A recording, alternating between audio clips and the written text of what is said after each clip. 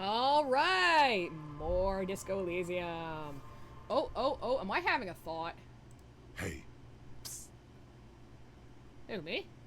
Yes, you. Word on the street is you're ready to start building communism again.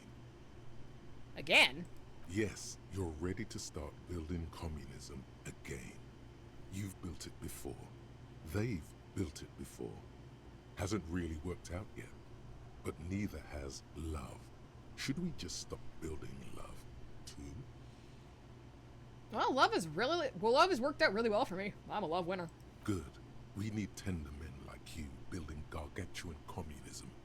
Word on the street is it's going to be 10,000 times larger than any communism previously attempted by human beings. Is that right? How come there's word on the street? You keep saying things like, down with the bourgeoisie, eat the rich, sodomize the landowners, impound all people who have more than 25 real in their pockets, literally murder all human beings regardless of their political beliefs. That kind of stuff. Oh, right, that sounds like me. I haven't said anything like that, or I've said some mildly left-wing things, but none of those. Oh yes, the mask of ambivalence. Hi, Circle. Don't deny it. You're about to rip it off and reveal the monstrous seven-eyed lamb of global communism that will devour and masticate mankind. Everyone can see that. So tell me, do you have any questions before we fire up the big communism builder? Or do we get right down to it? All right. I'm definitely putting this up for a poll. So I should have Twitch integration in. Let me double check. Why are you still connecting to the server? Hang on a second. I did have it. It was working, but I guess not. Dialogue text size up. Music high. And, streamer mode. Okay, well, no idea. It may or may not be working. We'll find out. First, what's this communism even about? Failure. It's about failure. Failure? Yes, abject failure. Total, irreversible defeat on all fronts. Absolutely vanquished, beaten, curb-stomped and pissed on. Until you came along. You will reverse the fortune of the workers of the world. You alone, against every living thing, against every human alive. That's a lot. 800 trillion real in the hands of an impossibly well-organized ruling class. Towering city blocks of bankmen who have the ears of prime ministers. Million-headed armies of nations and the love of your own mother. You against the atom, the charm and the spin. Where the whole world failed. Matter failed to bend to human will. Human will failed to get out of bed and tie its laces. You alone, single-handedly, will rebuild the dreams of the working class. You are the last communist. Now get to work, comrade. Alright, so it's not connected. Unfortunately. But for those of you in chat, do I go for communism? Or no communism? I know what I'm thinking.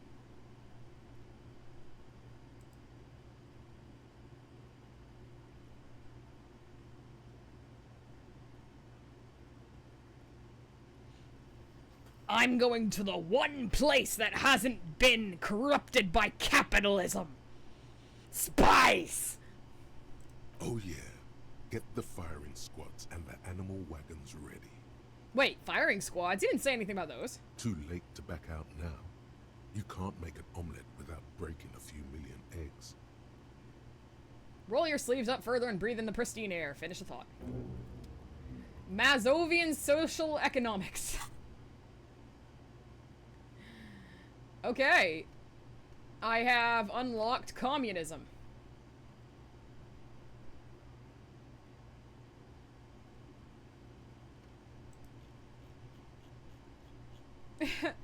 I'll read this out loud. People think communism is some crazy idea that had its comeuppance 40 years ago. A fever that shook the world, never to return again. They were right, until he woke up today. A spiritual corpse.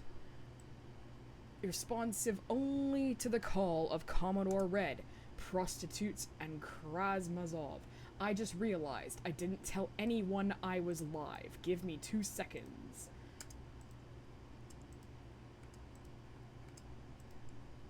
Okay, now when everybody knows. For him, communism is still a thing. He will single-handedly raise the commune of O2 from the oceanic trench where it has been resting, covered in ghosts and seaweed. He is the big communism builder. Come witness his attempt to rebuild communism in the year 51.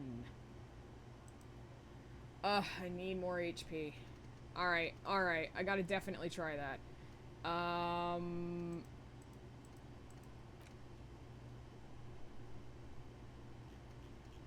Okay. Homosexual underground? Yo, I gotta get my hands on that. What the fuck? I definitely also need to do finger guns.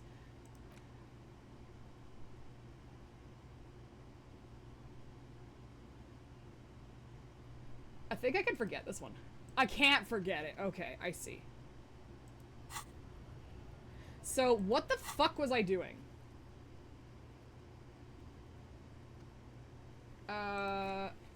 Call Alice back in a day, so I have to do that Tuesday. Right now it's Monday. Close the water walk on Wednesday.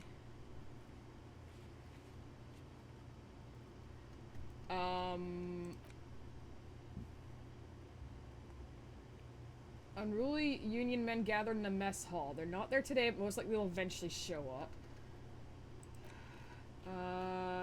The smoker on the balcony. Oh, I could try and go do that now, because I know it said do it tomorrow, but I could probably try and go do that now. Okay, can I fast travel? Probably not. Shit. Oh yeah, I can actually go all the way this way. I didn't even notice. Alright. Well, can I? Do I think I have to wait for the lock to be done? I can double check, because it looks like I can go, and I can go around it? Maybe? I'll see. I'll see. Okay, what the fuck was I doing? Yes? What do you want to know? What's there to say? It's just stupidity. Oh, so now that we expect to see, I want to know more about this pissing competition. What kind of stupidity? The cop kind. Our precincts can't decide if Martinez is part of Jamrock or the industrial harbor. Yours or mine, as if we somehow own parts of the city. Typical street gang mentality. So we've let the Union make a mockery of law enforcement here. And now it's come to its natural conclusion. Ah, so it's a struggle who runs Martinez. Well, sort of. It's less a matter of who gets to police Martinez than who has to. It's an orphan district, in other words. I think the dispatch desk just told both our stations about the hanging.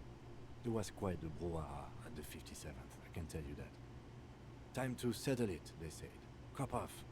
But I assure you, I am not their finest or toughest, with 102 cases solved. What I am is least interested in a pissing competition. So, he volunteered to represent the 57th, but not out of competitiveness. On the contrary.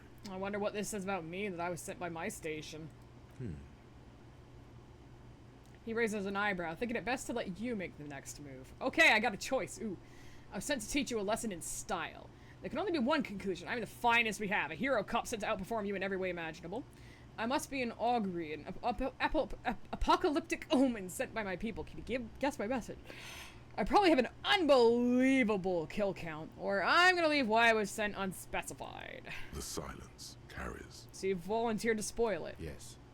I'm an unrepentant spoil sport. The lieutenant appears pleased when he says this. What's special about Martinet? Martinez? Nothing. It's just a puddle at the end of some drain pipe. No one cares about this place. They care about sports. Most of our colleagues don't even know how to get here. North of the interchange doesn't exist. Okay, enough of the competition, then tell me something else. Yes, it's a wholly pointless matter.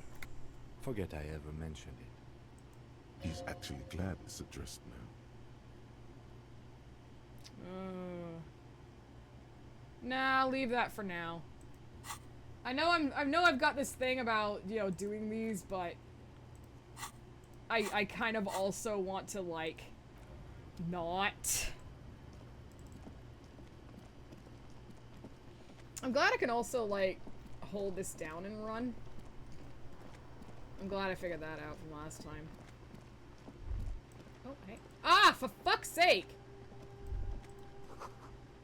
Ran from Hemdall in the wildfire. Okay, well, that's nice. Let's go back to the apartment building, because I think we can, do that now.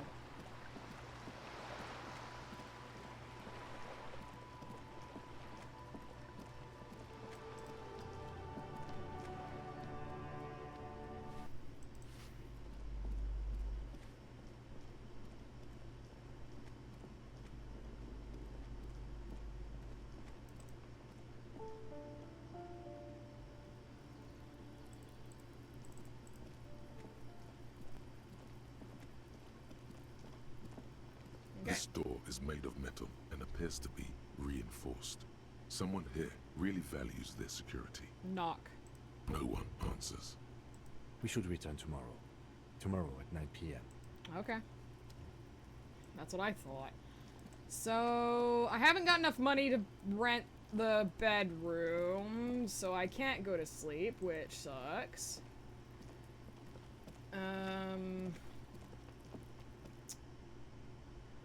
Trying to think. Let's go to the exit. Let's try and see.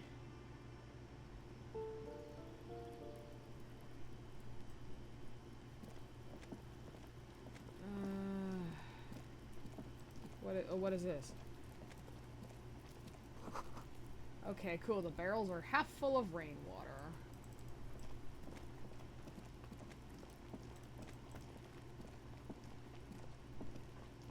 Trying to sneak up on me. Yeah, I am. Fuck you. Okay, well, can't do that.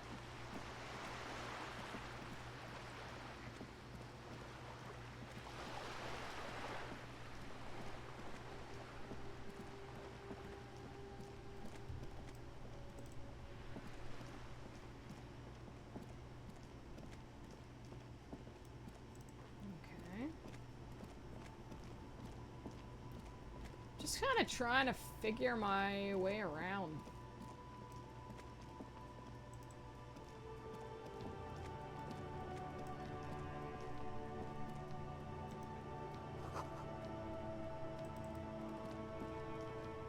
Okay, so like it said I could, but it also says I can't.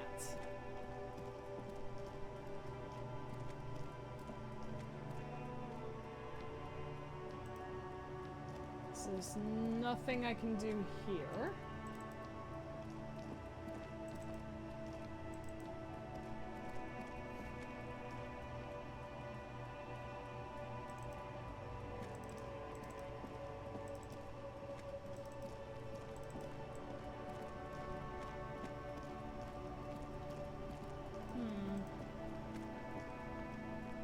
Inside, you see a set of steering levers, a radio microphone, a pull-out toolbox, and the soft glow of the fuel preheater gauge. Let's do a thing. Run your finger over one of the steering levers. The white suede feels luxurious under the touch, and the metal clutch handle so very familiar in your palm. Tap on the fuel preheater gauge. As you tap on the gauge, the indicator pin jerks as if startled. It's in the large orange sector, indicating the engine is warm.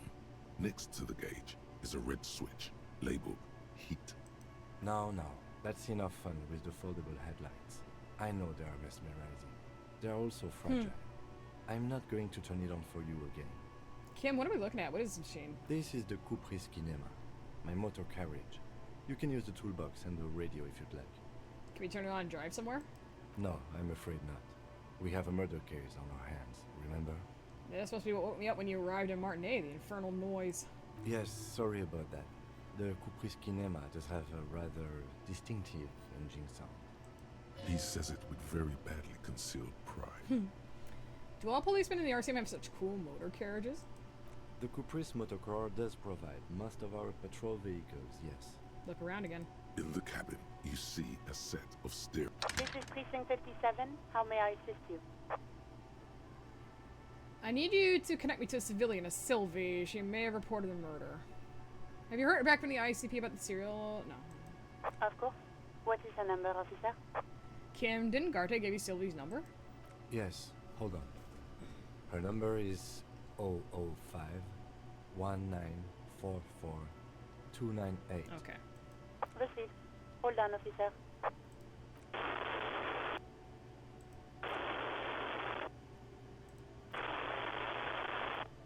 Wait patiently or start slapping a marching rhythm on your thighs. Give it a minute. She might be busy at the moment. Takes a bit to get to the phone. Yeah, no, I just like slapping.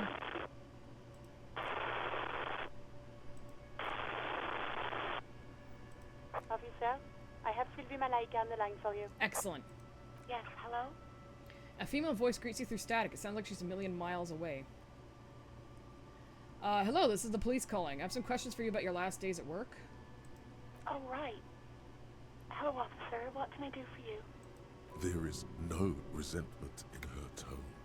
She wants you to ask her out. No question about it. You quit your job at the Whirling. Why? You mean, why did I leave the bar? Honestly, I'm not really comfortable discussing it with you, sir. Wait, why aren't you comfortable discussing it with me? Let's just say I left because I needed to get away from someone. Alright, I won't push you on this. You ever coming back to work? Maybe, I don't know. I just know I have to take some time off right now. Okay. Was it you who called the police? No, not me. Do you know who made the call? No, sorry. I don't. Not a lot of people have phones around here. Copper thieves take the wires. People don't have the money to have the cables put in again. They use the Union's phone, or the one on the coast. Oh, the Union's phone. It was someone else. We'll find them sooner or later, officer. It just might take a while. But why didn't you call? Didn't a corpse behind your workplace bother you? What? Of course it bothered me. But I thought the Union already knew about the corpse. What does this Union have to do with anything? No one calls the police. The Union would get angry. What do you mean by that? You know, what the Union says goes. People listen to them and they take care of their own, which is like everyone here.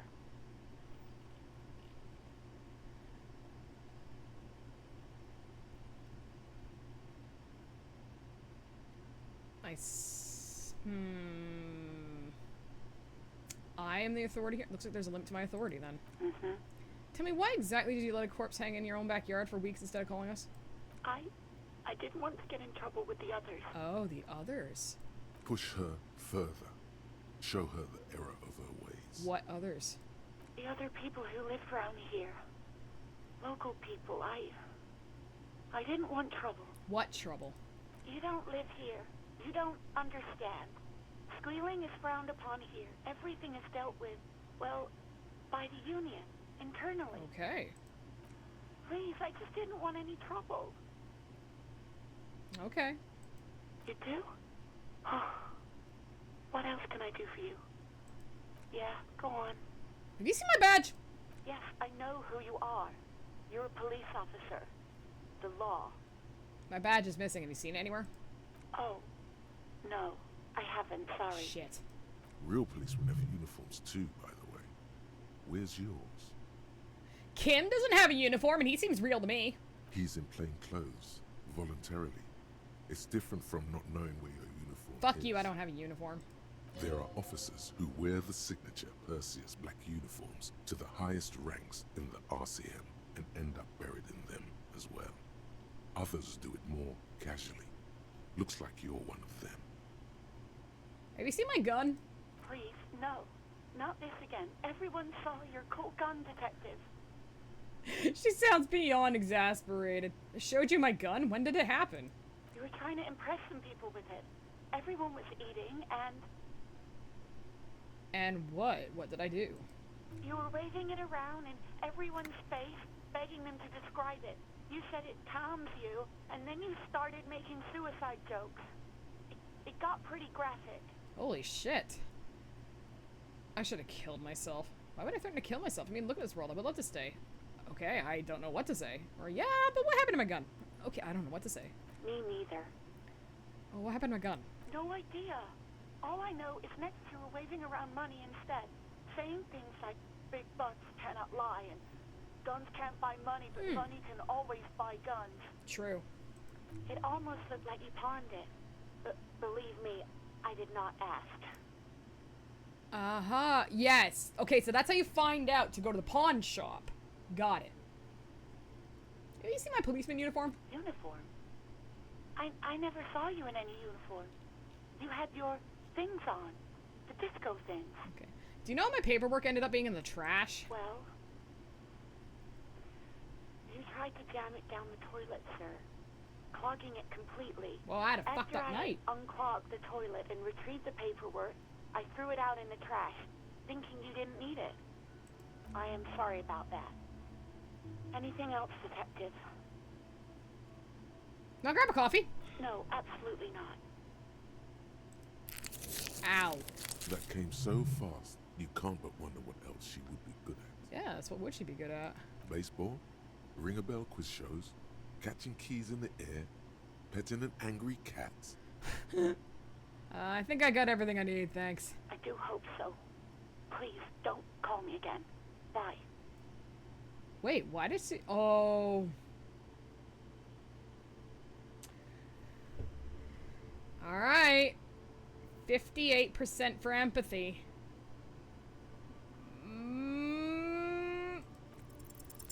Yes, I did it! you've obviously done something to upset her at the Whirling in Rags when she was still working there.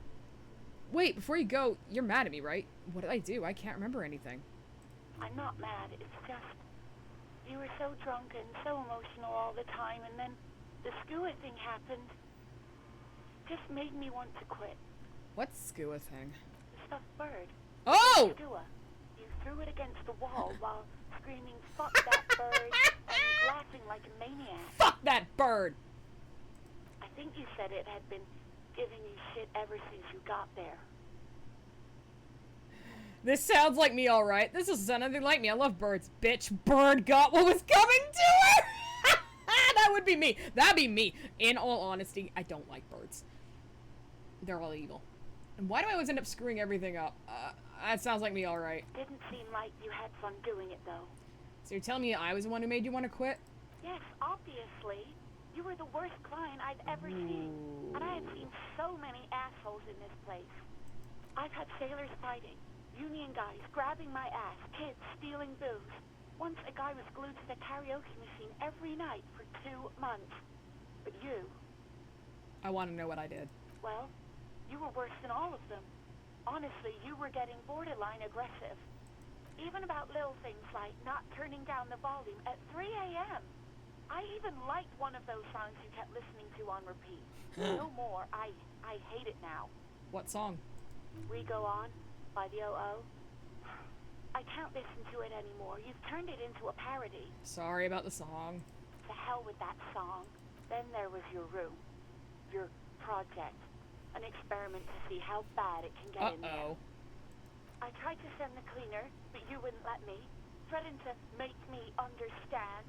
I had no idea what you meant, and I don't want to know. God, I'm a fucking asshole. And then you screamed something about how you're a piece of shit human being, and why does anyone even let you work as a policeman? That you'd fired yourself, but you can't even do that. I'm sorry. And then I had to deal with your toilet. The one you clogged with police documents, causing water damage downstairs in the kitchen. I won't even mention you waving your gun around, harassing customers, threatening to sing karaoke, threatening to kill yourself. I like the threatening to sing karaoke is on the exact same level as threatening to kill myself. That's just incredible. Okay, I get it. I wasn't a very good tenant. No, you really weren't. You were simply the worst. I am trying sorry. I was trying to show you the world of tomorrow, the great panic at the end. Well, you're the worst tavern wench I've ever seen. Girl, just loosen up a little. Do you even party? I don't even know what to say. I am truly sorry. God, I knew I shouldn't have brought it up. Just try not to call me again, and let's pretend it never happened. What else did I sing besides the... Oh, I'm looking for a song. All sorts of things. from disco, rock too. So much disco and rock. Was I singing The Smallest Church in St. Sin? Yes, that's the one you like to sing along to the most. The later it got, the more that one came on. Interesting. You still have to find a copy though. Alright. Before you can blast it. Thanks for talking. You hear a sigh of relief on the other end of the radio.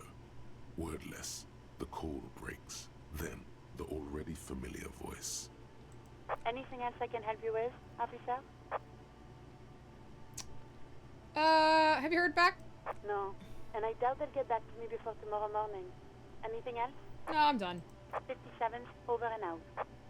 In the cabin, you see a... Informative. Hey, so we've been monitoring you internally, and now we know your Hobo type. They're copotypes? Yes. Guess what's yours? Cool cop? No, you're the sorry cop. The cop who's sorriest. Let's make it official then, shall we? I'm sorry. Of course you are. I'm Canadian! It's okay. See I'm a if you can get Canadian hobo cop! like info. Or maybe every time you say you're sorry, you get $1 million. That won't happen.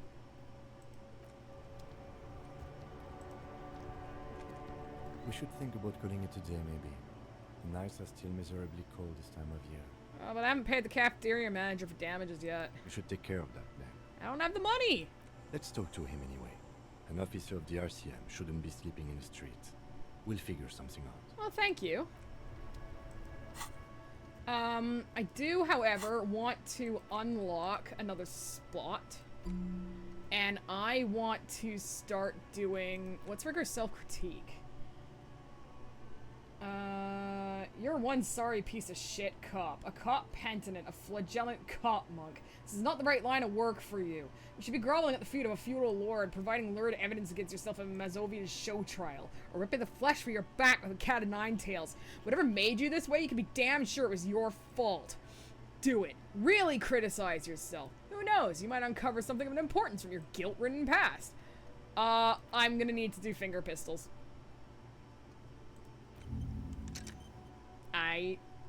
My savoir-faire is so bad right now.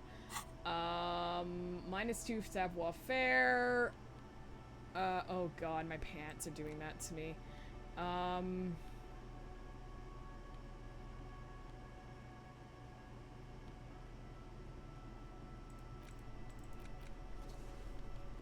Okay, let's do that. The glasses give me electrochemistry. I got more electrochemistry. My shoes are making me lose savoir-faire. My shirt is giving me a physical instrument where I could probably... Okay, that's fine. The hat is reaction speed minus rhetoric. Okay, I think that's okay. Yeah, okay. Well, let's try.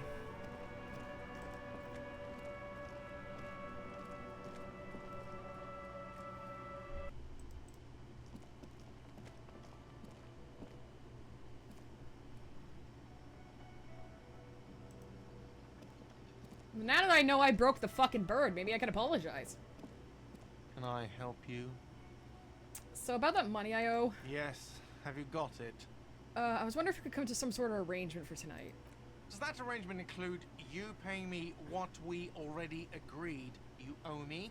Kim is about to say something, let him. I understand your predicament as the manager. However, I'm gonna let Kim solve all my problems because I'm a fucking mess. I feel I must remind you that we are here to conduct an important investigation that also affects your business. Forgive me for saying this, but your colleague seems more committed to drinking, and... He stops mid-sentence. I mean no offense. It's really nothing personal. I just have to protect the interests of this establishment. I still have my key, you know. Good luck trying to use it. All the locks have an electronic component. They have to be unlocked down here with a master key before your guest key What a will dick. open the lock. This conversation isn't going anywhere, is it? Not until you bring me the money. Okay, I might have something in my motor carriage we can use when you're done here. Oh, Lieutenant, we're done here. Ah, fuck. Who made the call? Pay for damages.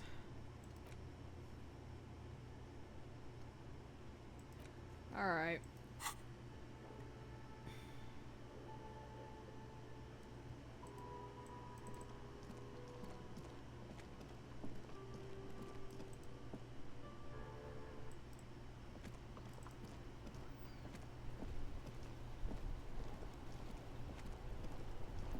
Inside, you see a set of steering levers, a radio microphone.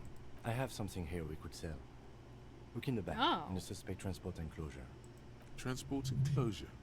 Regular people just call it the cage. Look in it. The cage at the back of the motor carriage looks rather uncomfortable.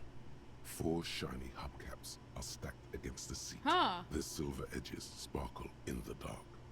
I confiscated this for a little while back. We can take them to the pawn shop down by the Martinez Canal. What do you mean you confiscated them? A couple of weeks ago, I stopped a young man for going slower than the speed of traffic. Turns out he was some coalition official's son and high. Isn't that I get it, I would have confiscated too, they're mesmerizing. That they are. I was going to take them into evidence, but they weren't necessary for conviction. He never asked for them back. Did you want to put them on the machine?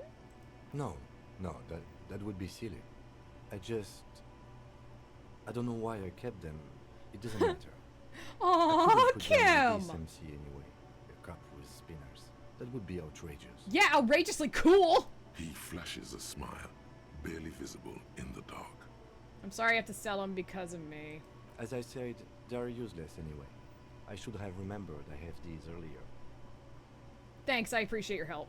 The lieutenant nods as you take the spinners. Alright, let's go to the pawn shop.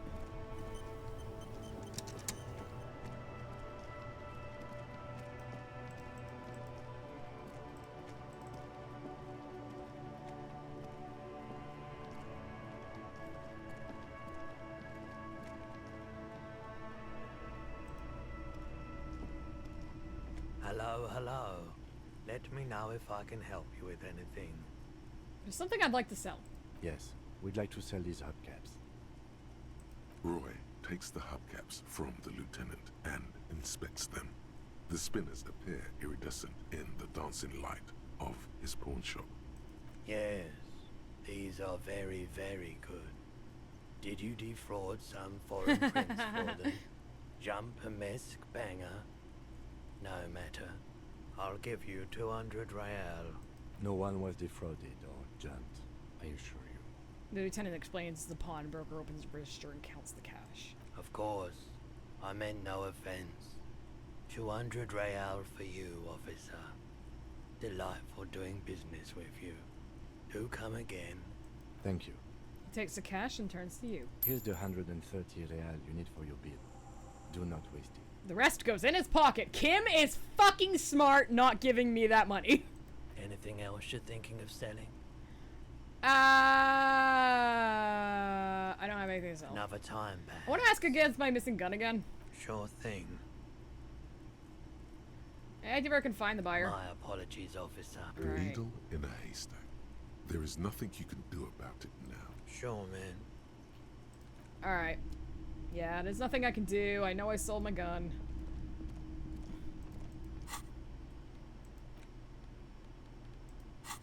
Okay.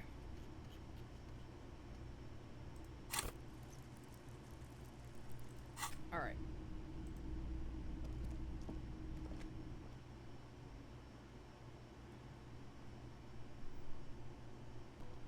Okay, let's see. Let's go back to the hotel. I'll pay off my debt. I can fucking sleep again. Yay. I pissed off that guy so much. Looks like it could have been caused by an earthquake. Interesting thought.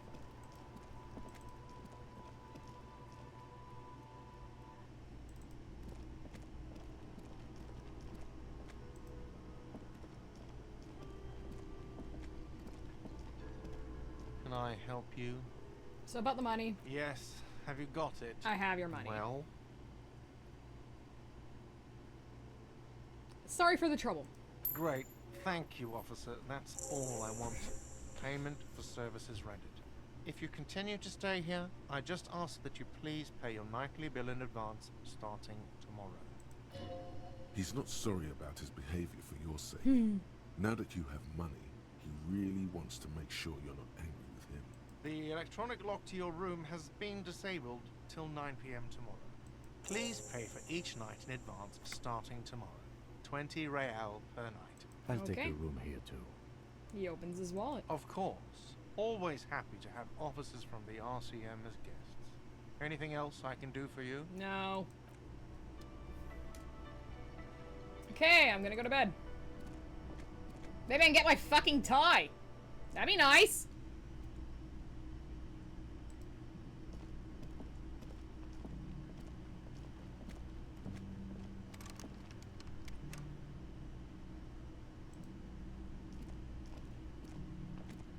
This is the door to the room you redecorated.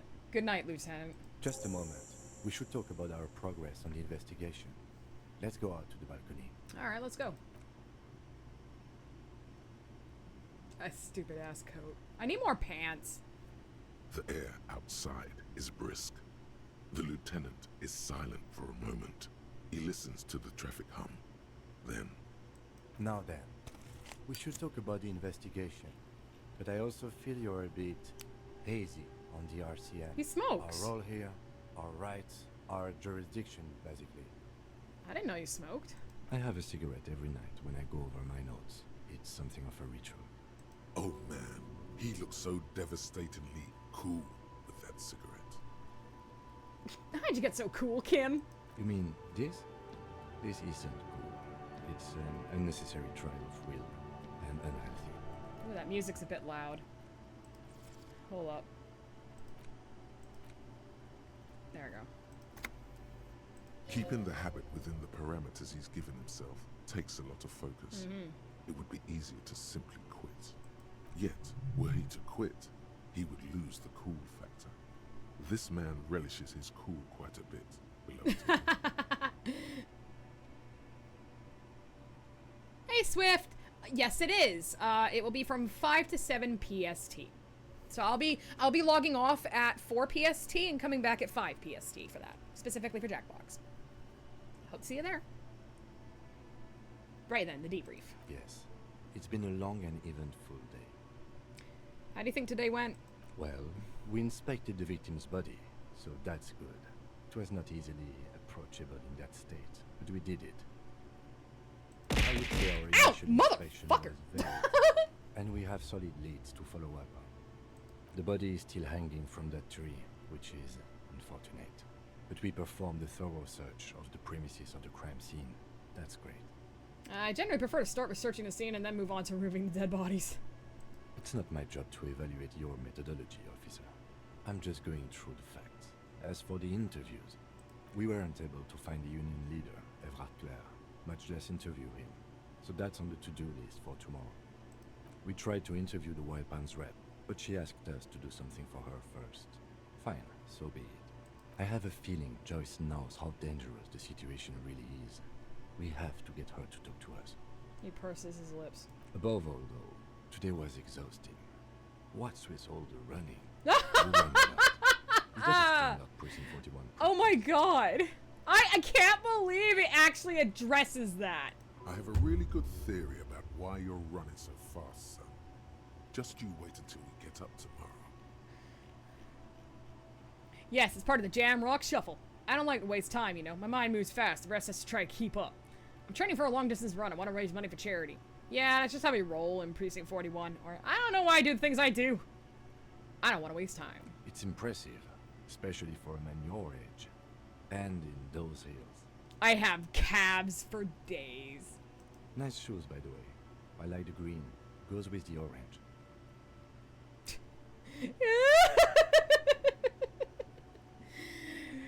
Swatter powers. They're quite limited, actually.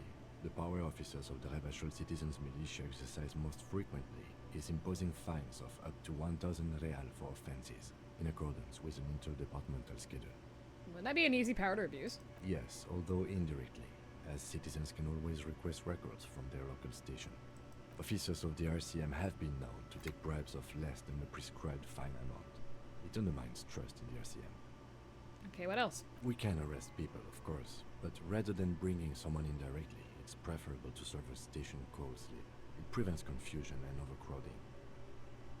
And if someone resists? As you may have gathered from the fact that we are expected to carry a record of our kills, like the one in your watermarks, we are permitted to use whatever force is necessary, and strongly admonished not to abuse that power. Wait, so if I kill someone while on duty, or what happens to the people who convict, and who makes all these rules? You have to supply compelling evidence for why it was necessary to use lethal force. In these cases, your partner is usually your witness. Mm-hmm. Not a good position to be in, by the way. Internal Affairs handles these cases thoroughly, by cross-examining you for inconsistencies. It is hard to cover for anyone, which is for the best. What happens to people we convict? We don't convict. We arrest and send them to coalition government courts in Couron and La Delta. The prosecution works off our testimonies and records, which is why it's paramount to keep them. Mm-hmm. Fair. And who makes all these rules? The coalition government and the moral intern, more broadly. The RCM was formed by the coalition government to restore order in the international zone after the revolution. So we did. Now we attempt to maintain that order. No more, no less. His gaze is absently fixed on a window below that just went dark. Or perhaps it is better to say we were allowed to form. It's a point of contention whether the citizens of Revachol or the coalition government formed the RCM.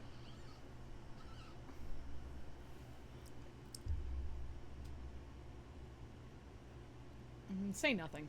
Silence. A great comment to such a conundrum.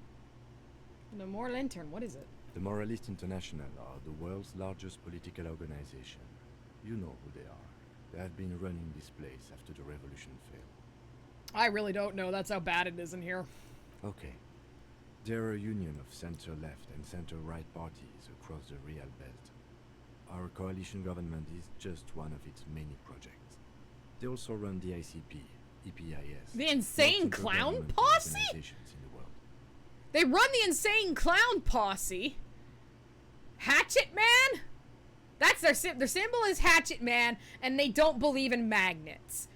I don't need to ask these questions. I already know. I have opinion on the Moral Intern. Do you? Things are bad out there. We need to help them. Give us right. Police. They've done an awful job here. Have you seen the place? Things are bad. We are stooges of the world's biggest bourgeoisie organization protecting bourgeoisie rights. No. I'm communist. We are stooges of the world's biggest bourgeois organization, protecting the people of Revachol. That's the hand we were dealt. Without the MI, we would be common vigilantes. Vigilantes sound bad. Sadly, it is what we already are to the people of Martinez. Most of them, at least, especially the Union. Vigilantes. I expect our job here to prove quite challenging. He looks at the roundabout. I'm gonna say nothing. The dying lights of the city shimmer below. Slowly, like luminous clouds, they pass on his lenses. The lieutenant looks at his slim cigarette, contemplating the next drag. They really don't like us here. And the mouth on that kid, Kuno. It's different inland, in Jamrock, in the GRIH. Why are they like this? It's our fault for leaving this place to the dogs, to the Union, to the company, not daring to come here more often. It's like I told you, this place is an orphan, fallen between the cracks. And in Jamrock? We run this city. West of the river is RCM land.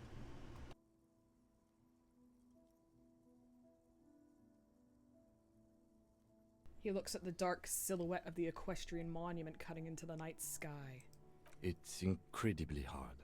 Human beings are... But we are in control, and it's worth it. The organization works. Our systems work.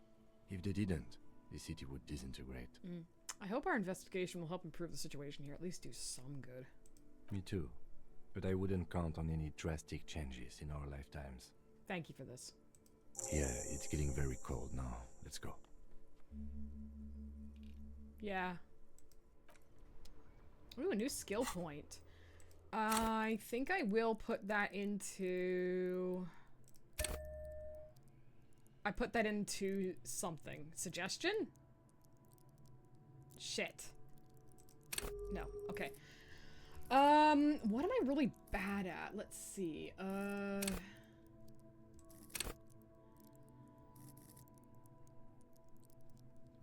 my savoir-faire keeps suffering. But it's mostly because of what I'm wearing. What's half-light? No.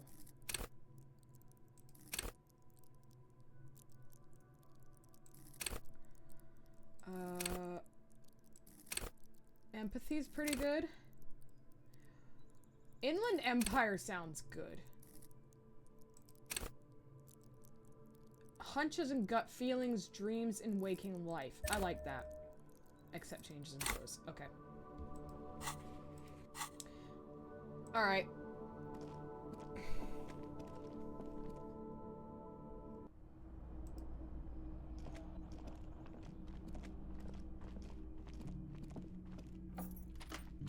See you in the morning.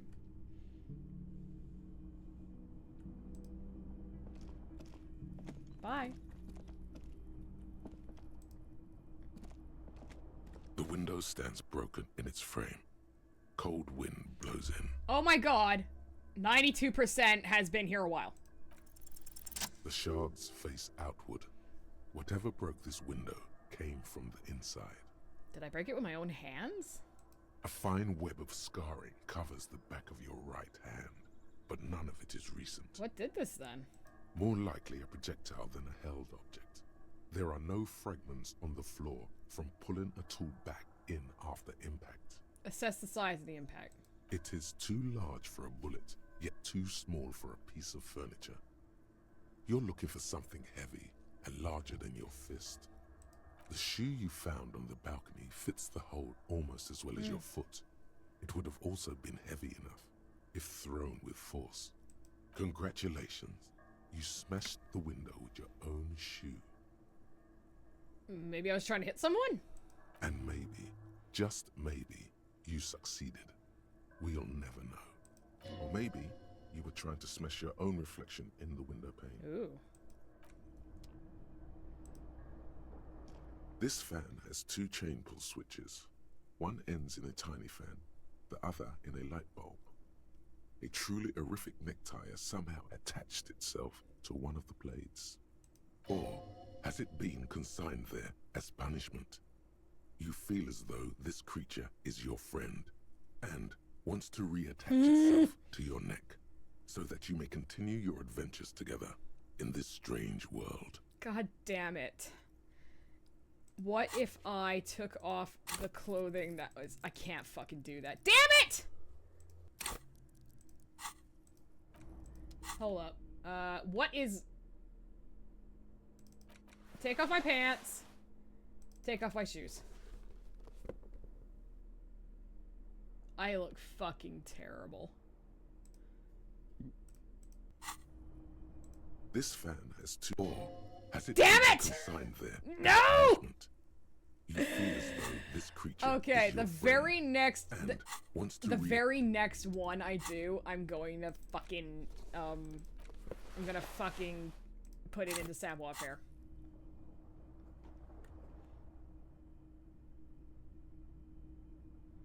Well, I guess better go sleep.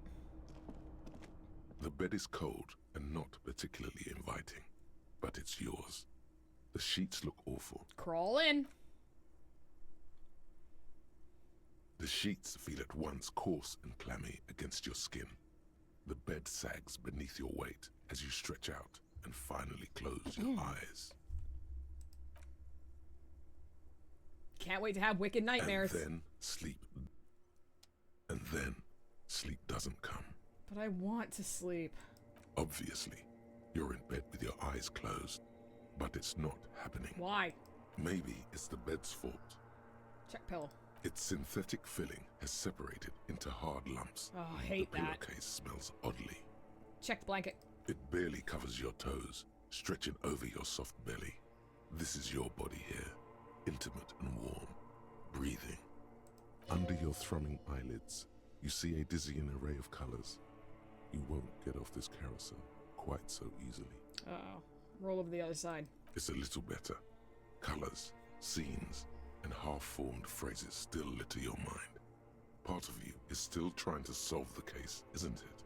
Who killed him? Something to do with, what was it that the lieutenant said? Union? And it's gone again. Your thoughts lost between the slowing brain waves. No more thoughts. Fall asleep now. Your breathing steadies. A great silence washes over you until your eyelids twitch in your sleep and images start forming.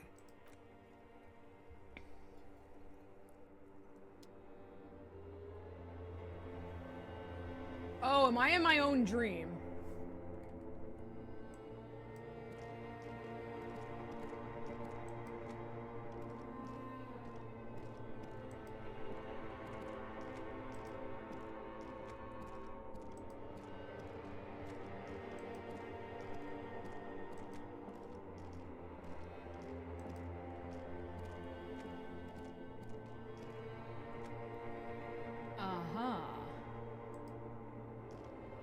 Do you remember the scent of your childhood?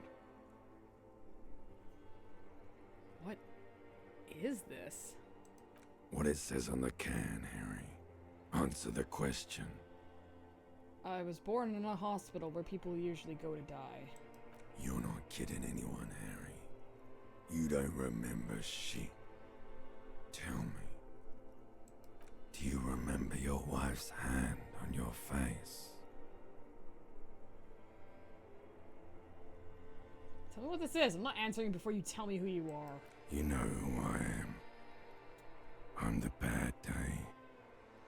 The one where you ask her, and then later in the streets, wandering. It's the worst day of all time, Harry dear. And it's coming. She will hear about it on the phone. Reality will turn into a grotesque nightmare. This will be the last thing you did to her. Tell me, do you remember the love of your life? I left. Oh no, Funky baby, you stayed. It was the rest of it that left. Or you just stood there, with one hand on the bottle and the other on your dick, watching it go. Tell me, where are your friends? Human beings have friends, Harry boy. Where the hell are yours? I can get it all back. No, it's gone. 3 times gone and never coming back. You failed. You failed me. You failed Elysium. What is Elysium? Everything. The Pale and the Islas. On the surface. The outer magnetosphere. Burning, furious truth. 8,000 years of written history. You really dropped the ball, Harry. 4.6 billion people. And you failed every single one of them. You really fucked up. No, you haven't. You're just sleep talking. And the act is wearing thin, too. The spots on the disco ball fade around you. You'll be back in those cold snakeskins in no time, sweating up the bed. Stinky boy. I can come back from this. You're not coming back from shit. Thrashing around in that high conductivity state of yours, bumping into things and acting like a clown. Who are you kidding? I'm trying to solve this case. You're trying to what? I can't hear you. This is just a word dream now. Jumbled up garbage. The pictures are gone. The bed rises to meet you. A thin, sleep-like state. More glass than velvet, grinding in your head. So something is wrong. Sleep shouldn't be this bad, this dry, this unnourishing. There's something wrong with your thoughts. Some kind of new type of hangover. God, there's another type? Oh yes, party boy, and it's worse than the one before. Just think of the shit you saw. Here it comes too. So soon already. A silent alarm goes off in your head like clockwork. Barely let you sleep at all. Time to get those clothes on, Harry. Time to go to work in the shit factory. Yeah.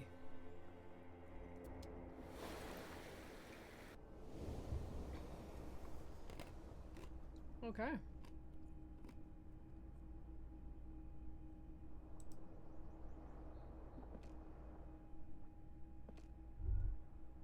Good going, buddy. Oh my god, what the hell was that? Oh, just a dream. You have ones like that all the time. You feel even worse this morning than you did last night. What the hell is going on with me? You mean, why are you so tired? Too tired and down to even think? It is worrying, isn't it? You can't be a detective like this. Detectives need to be able to think. Why is this happening? It's just that your heart has finally pumped all the speed out of your system, Buster. Time to get some more. You're too weak to say no now. Waking up is the worst part. Maybe somewhere down the line you could decline. No. Are you sure?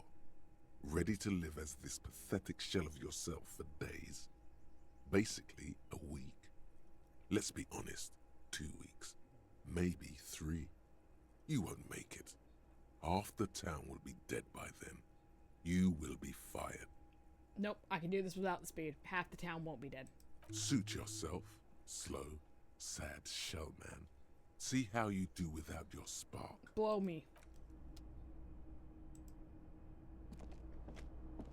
This fan has... Or has it... Nah, every now and then I will check.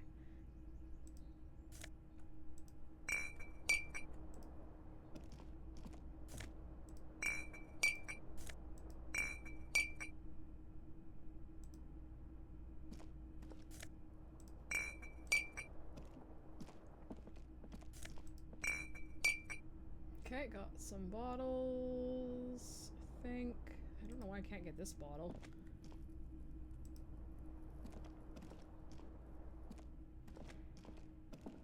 A mirror hangs on the bathroom wall. In it, your face, adorned with the expression.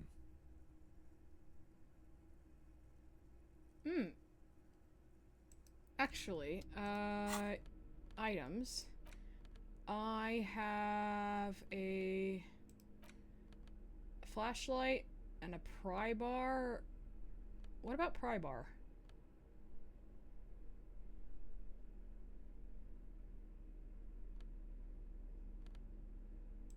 What about the pry bar? Nah, maybe I'll try this. Maybe I'll try it. A mirror hangs on the bathroom wall. Yes! I did it! Mangled, but you just might be able to twist its parts into place. You handle the chain cutters deftly, applying just enough pressure. The faucet regains a recognizable shape. The steam stops. Told you that you needed those chain cutters. Everything is connected. Everything has a purpose. The mirror begins to clear slowly without you having to wipe it. Oh my god, I can attempt to stop the expression from happening. Go for it. Still, Ah, spot! it won't come off that easy. It was close. I tried! Anyway, let's leave.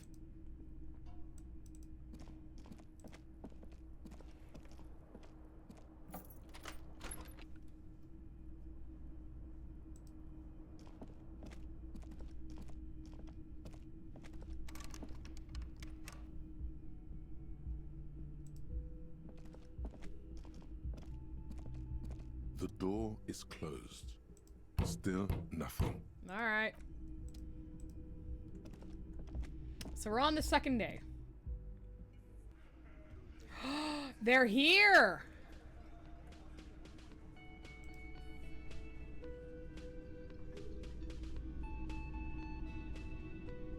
Okay.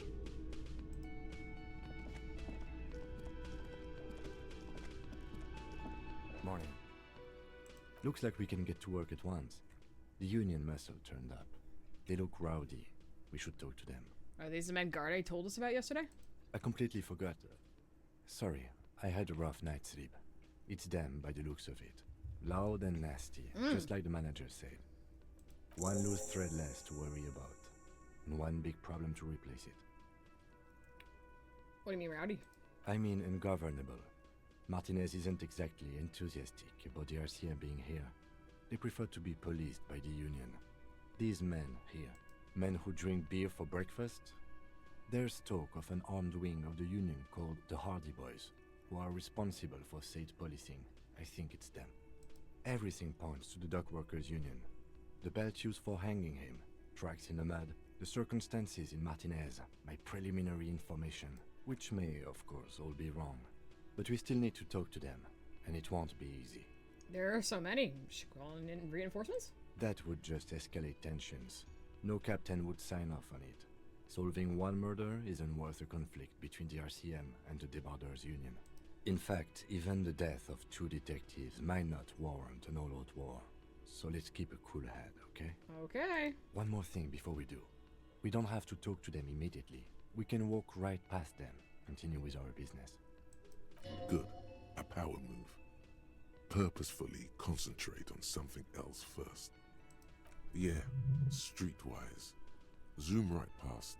Do it on your own terms. But aren't you curious to know what they have to say about the murder? They're in no hurry to leave. They think they own the place. Okay. Anyway, I leave that choice to you. Whatever you decide is fine by me. Alright. Hi!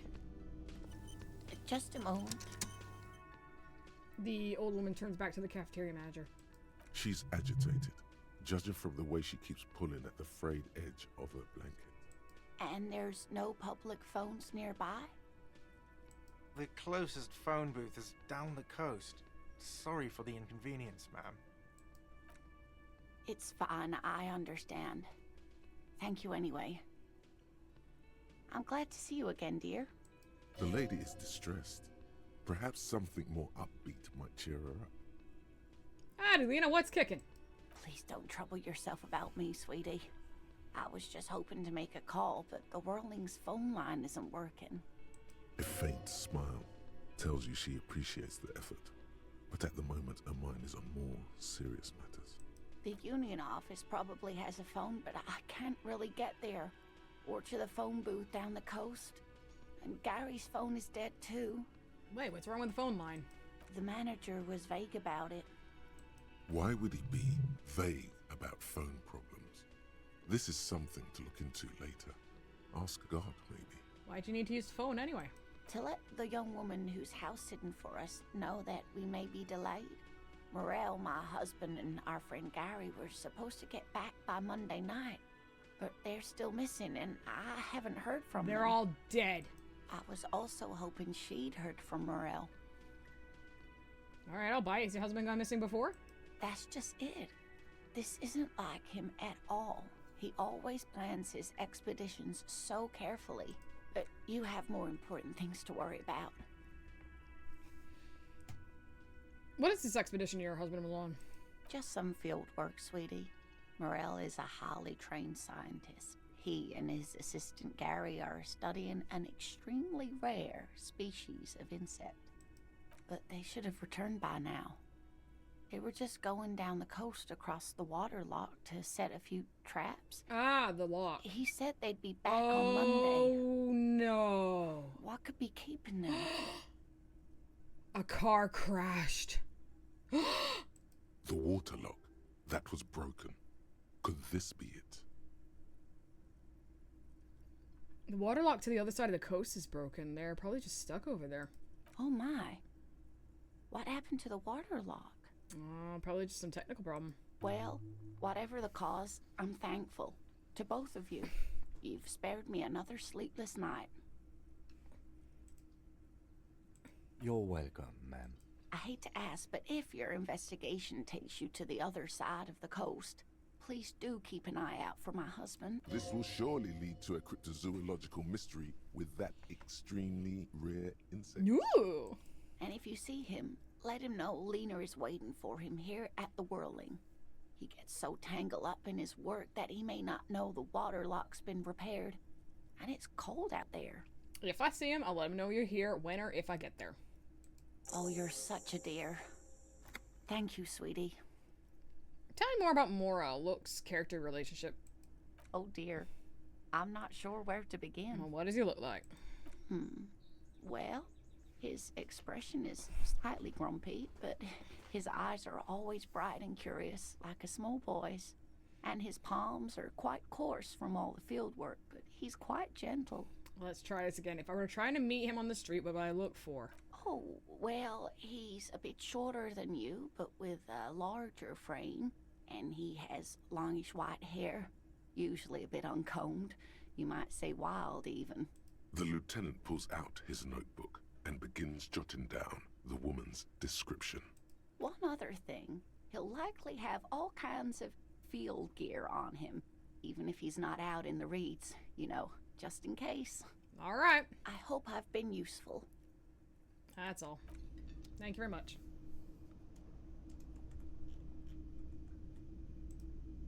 Think about the cutting board.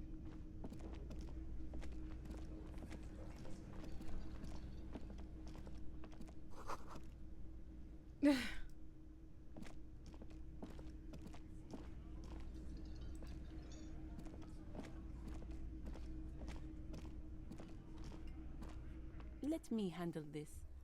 The woman says to the crowd in the mess hall before turning to you. Detective disorientated. Are you still wondering where you are? This is Martinez, in case you've forgotten. I advise you not to overstay your welcome. Her entire character has shifted. This young woman is cold as ice. You're the gardener. No, I am not a gardener. I'm a legal counselor for the Dock Workers Union. Oh. So let's get to it. You're looking for Titus Hardy? You think he has information that will help you? Maybe he does. That's Titus. Talk to him, but know this. I'll be keeping an eye on you. No strong arming, nothing official. The District of Martinez does not recognize your authority to make arrests. It doesn't matter if you recognize our authority. We will make an arrest if we have to. She says nothing. Her glare speaks for her. Ooh, ooh, ooh, a breakthrough.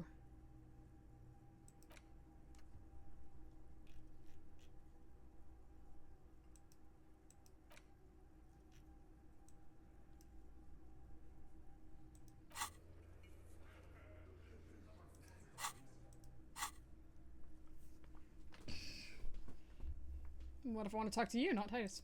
What you want is of no significance, officer. Don't test your authority. In Martinez, you are no one. Damn, bitch. Like I already told you, I'm a legal counselor. Do you have hearing problems? Aggressive? You make your living enforcing violence. These people are just dock workers. So you were spying on us, and now you represent murder suspects. Just dock workers. Listen, you moral intern lackeys. You're a mob, enforcing the unlawful privatization of Revachol. 20 fat men in the Occident are stealing it all, and you're their bodyguards. Fuck yeah. A tall, broad-shouldered man takes a sip of his beer. So ask what you came to ask, or get back to your commanders.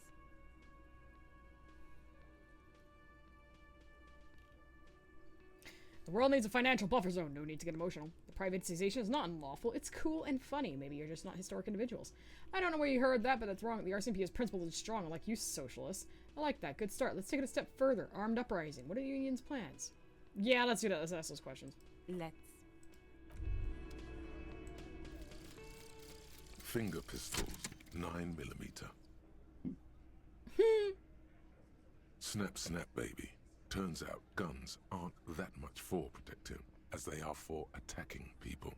If you want to protect people, really work for them, you have to whip out your signature dual 9mm Villiers finger pistols.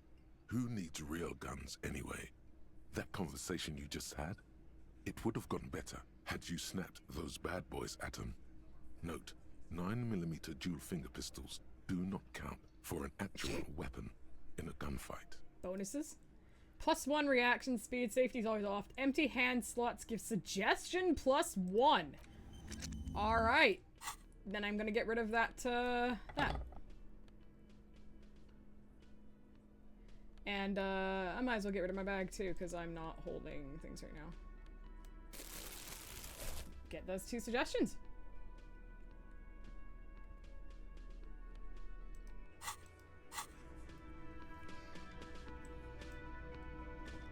Nah, let's leave. We'll pretend we have something to do.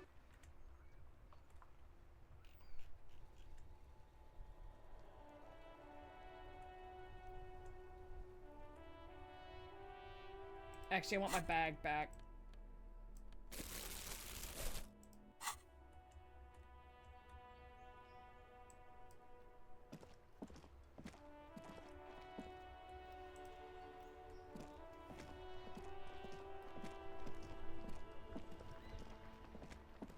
The worn and beaten wooden planks of the bench do not look overly comforting.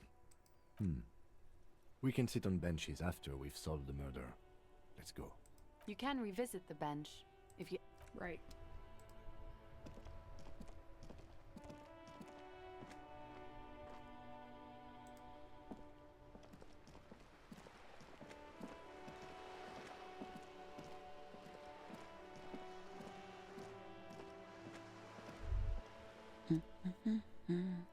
You see a sturdy woman humming to herself. She seemed to be browsing books.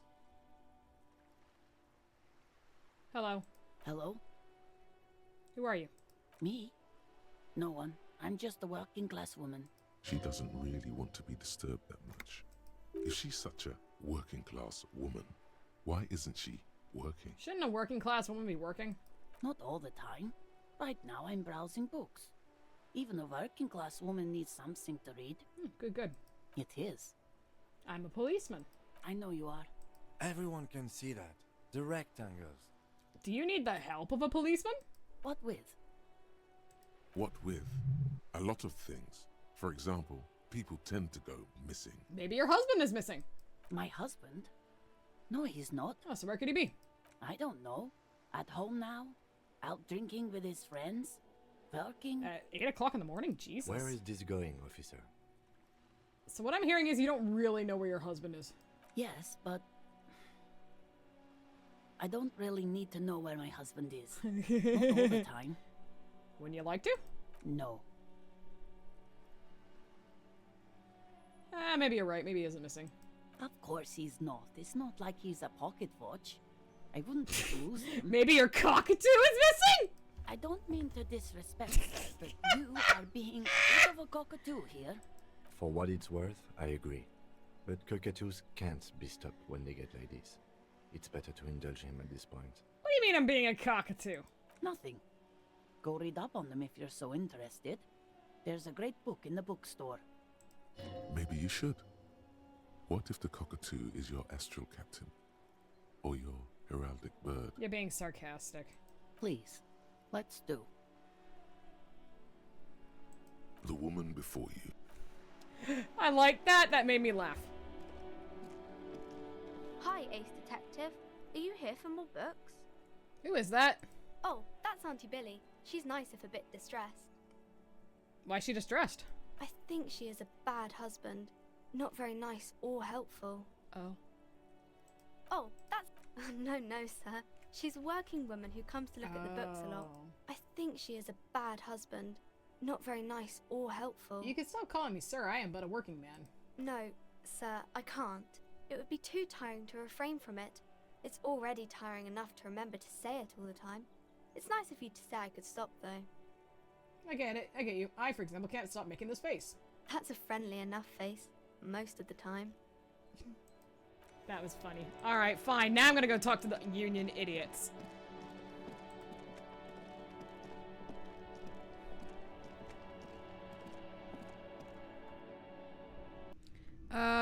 What is the code I'm wearing? This is suggestion, half-light, whereas this is endurance, conceptualization.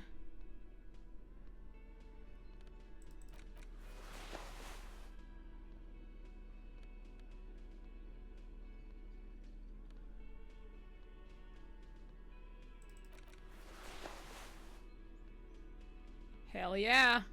Disco ass blazer. Let's try this. Let's also quick save.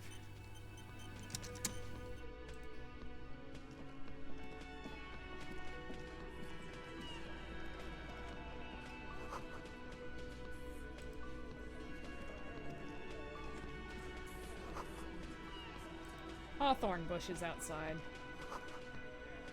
Toting guns and union placards. Behind the dockworkers, a ceiling height window. The hawthorn branches scrape the glass like bony fingers. Squint. There's a little slide panel up there to let some air in. No need to open it in spring. It's still too cold outside.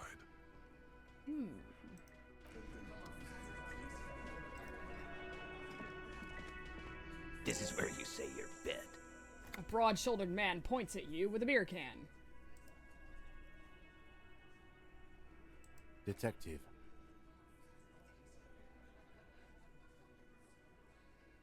Don't say anything yet. Hey, dipshit. You hard of hearing or something? The boss man's talking to you. We need to talk about the hangout. Man hanged out back. Oh, this is about him. A real looker, that won't. You're sure taking your time, waiting for him to get ripe and pretty for you, huh? Oh, he was a real pretty boy by now. Real hot stuff. Letting out that pretty boy smell. Time to go to work in the shit factory! Easy, boys. These janitors have a hell of a job cut out for them. I mean, I wouldn't go in there for $1 million. He slaps his forehead. You might want to start asking your questions now. It's not going to get better than this. Do a head count first. Connect these men to the tracks you saw in the yard. Chances are they're going to match. Starting from the right. Boot size 44. Blonde man. In his 30s. Overbearingly masculine. Sitting on his right. Standard working boots. Size 45 or 46. Eldest in the room. Probably mid-50s. Smoker. Quiet. Across at the other table. Hobnailed working boots. Size 43. Gang tattoos. Mesk or Sarah Mauritian. In his late 30s. Early 40s. A symmetric burn on his neck. Resembling the letters loss loss. Has he tried to burn it off? Leave that life behind? And then, standard working boot. Steel reinforced toes. Size 46. The big dick. Wide at the shoulders and lean at the hips. Rugby cap. Fingerless gloves. And numerous scars. A little under 40. The emblem on his vest says Rowing Club. A little patch below it reads T. Hardy, Captain.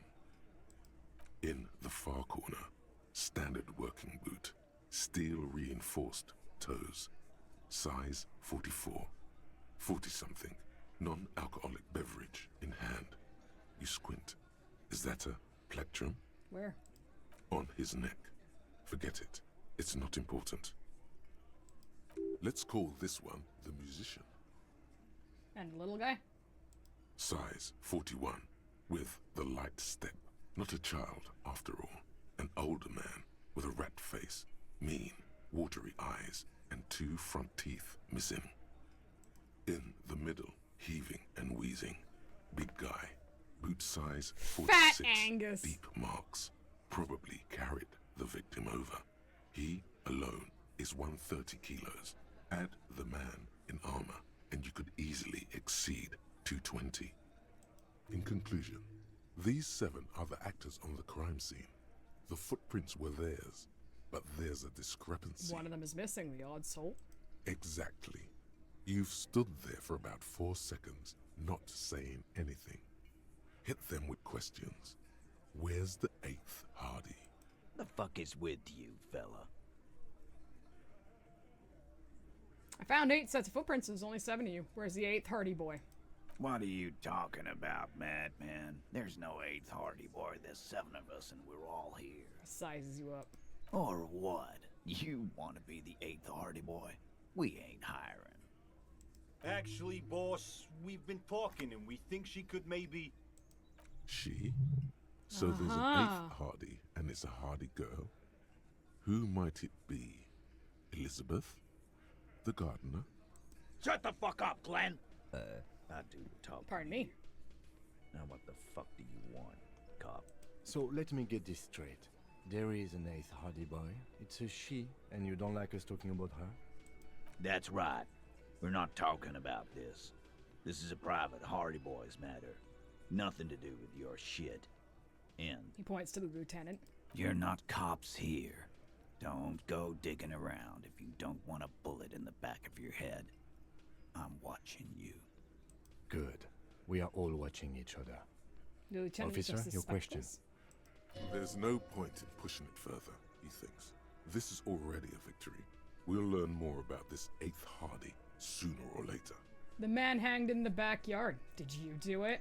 The pretty boy. You guys really love talking about that pretty boy. Funny. But my partner and I have a serious matter to discuss with you. Why is there a container belt around the dead man's neck? Container belt? Like we use in the harbor? Yes, why? Because we took it from the harbor where we work.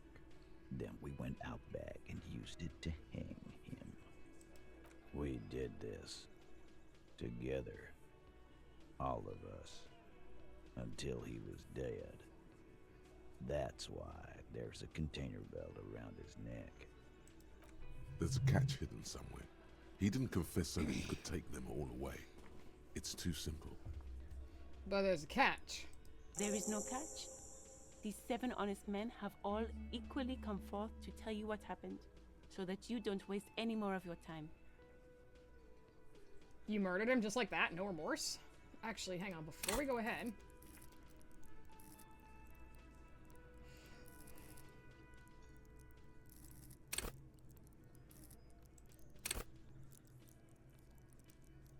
Drama could be a really good one for this.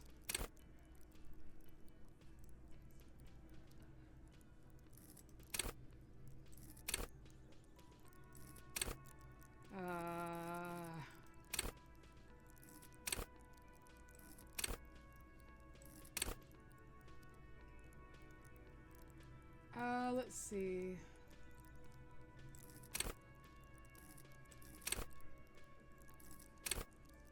I think drama. I want to learn to lie and detect lies. Yeah. How many people have you sent to the Shays? Ever felt remorse for them? Or send them to Reunion to rot. For 20 years. For life. Yes, but these are bad people. Criminals just go here. Look, I'm just doing my job. What we do is different. We enforce the law. You just kill people like it's nothing. But you see, a lawman, is something people agree upon. And here in Martinez, we agreed that this man had to die. Who called the shots that night? Are you deaf? There will be no singling anyone out. You can't arrest a Hardy boy without arresting all Hardy boys. Do you think you could do that? Do you think you could arrest them all? A shadow of a smirk passes her lips. She tilts her head. No, but seriously, who calls the shots around here? Who do you fucking think does?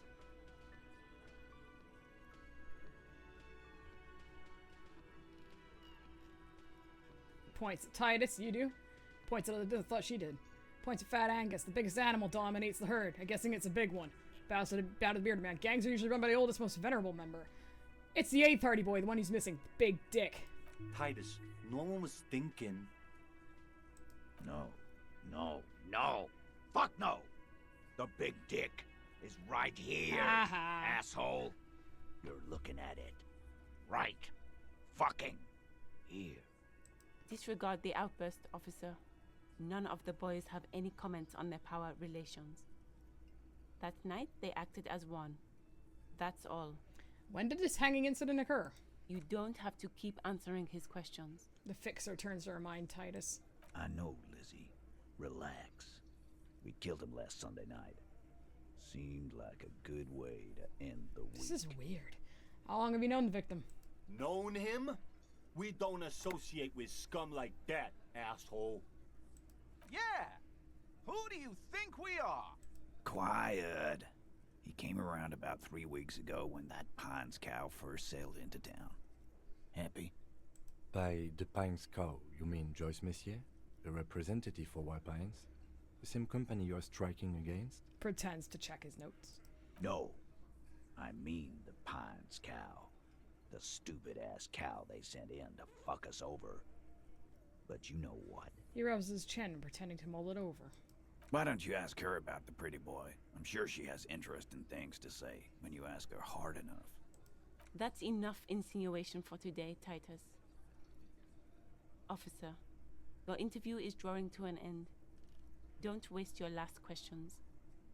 How did you kill him? We hanged him up by his neck until he got real still. Wasn't that obvious, copper? Didn't they teach you anything at the cop school, idiot? Can you give us a few more details? Did you muffle him? We haven't heard any reports of screams. Titus, you don't have to clarify anything. We overpowered him, dragged his unconscious body to the tree, put a noose around his neck, and hanged him till he was dead and steady. So here you go. That's already a break in the story. We know he wasn't dragged. He was carried. Then we left him for seagulls, maggots, and you fucks. How'd you manage to overpower him? With numbers, asshole. How do you think? You're right, Lizzie. I've done enough explaining here. No, he hasn't. Not yet. When does overpowering happen? Right fucking here. The fucker pranced in here like he owns the place. Got what was coming to him.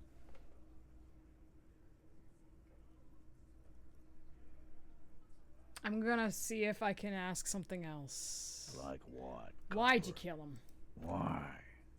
'Cause he was worthless mercenary scum. And he stepped out alive in my town. So he was a mercenary, that's it. And he stepped out of line. What kind of mercenary?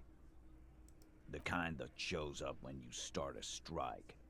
The experienced kind, too. Had Cohoy and Semenine written all over him. Ex-Oranese Special Forces. A live grenade. Right here in our bar. I can't prove it, but I know he was sent by the Wild Pines. They hire merc shit like that. Story of every strike from here to Samara. How do you even know he was in Special Forces?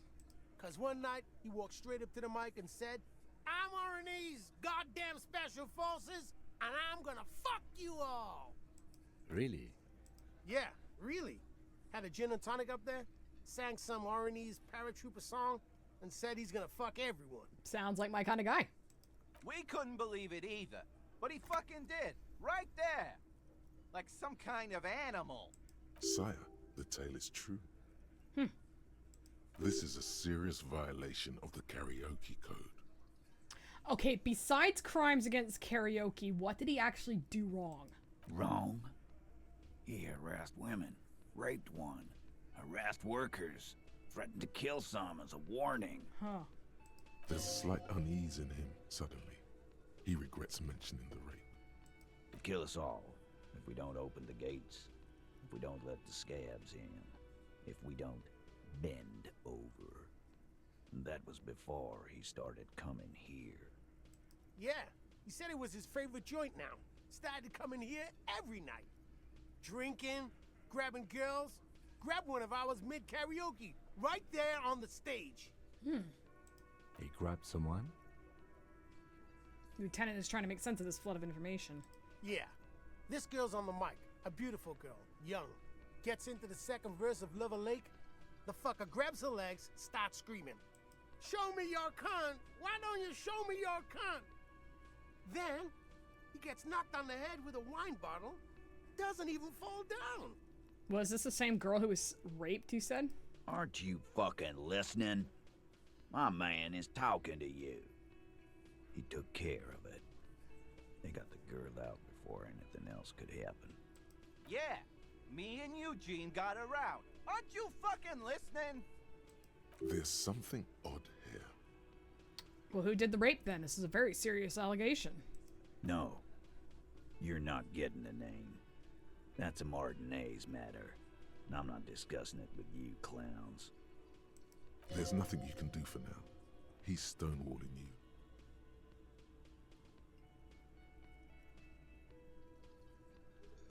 Why? So am I.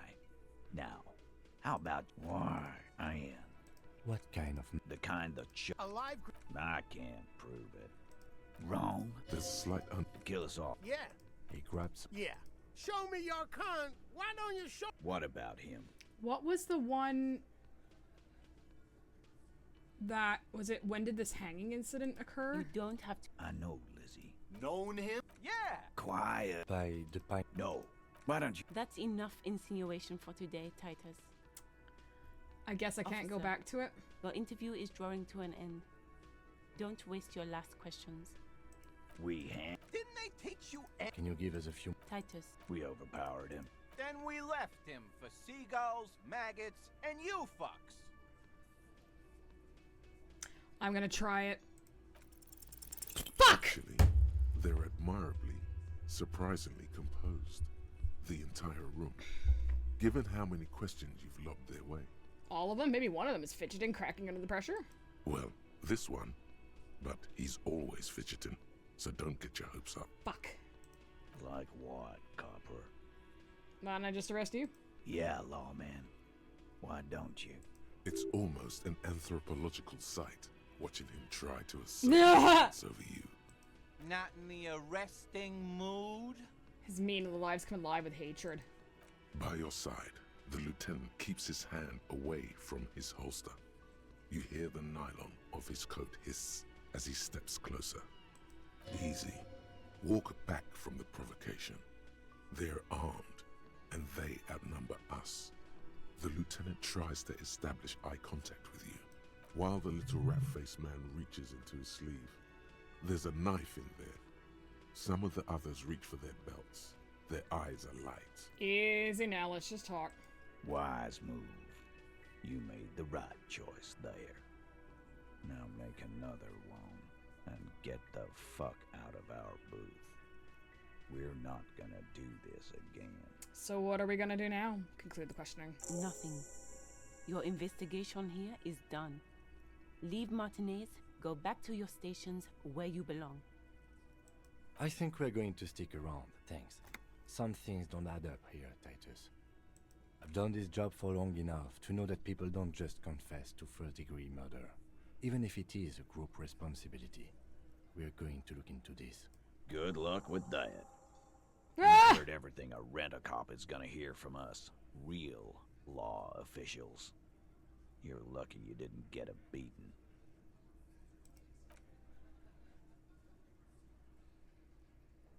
Alright. So that was a thing. Okay. I'm gonna take a quick break. I will be right back, and if you're watching a VOD, it'll be instantaneous, but if you're watching right now, live, go get yourself a drink. Go do something, because it's been a while. I'll see you in a bit. Okay, we're back. Well, we nearly got our asses kicked, so, let's talk to the proprietor.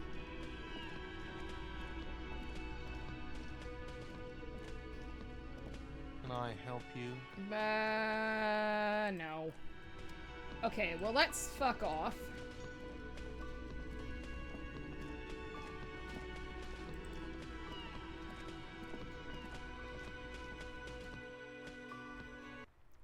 Alright.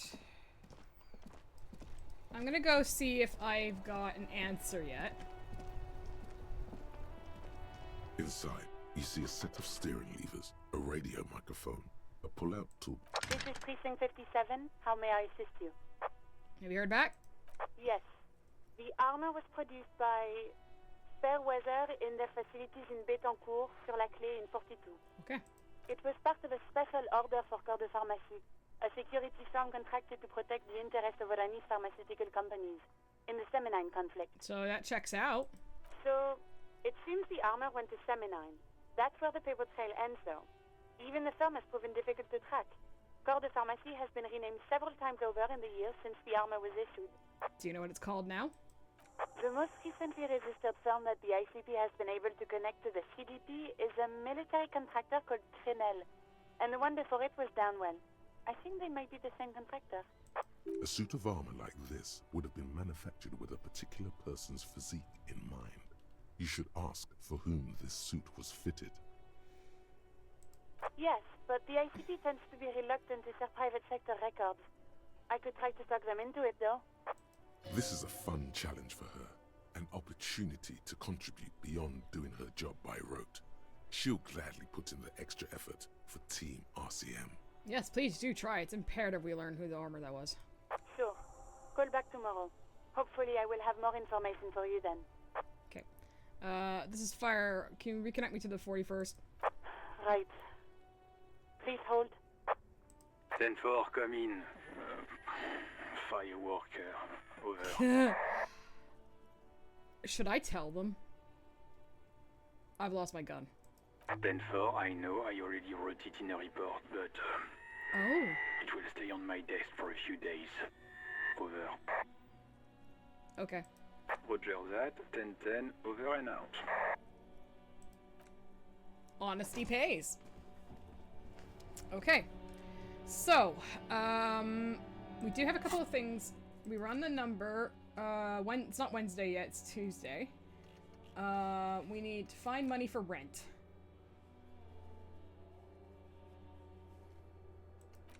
Track down my gun.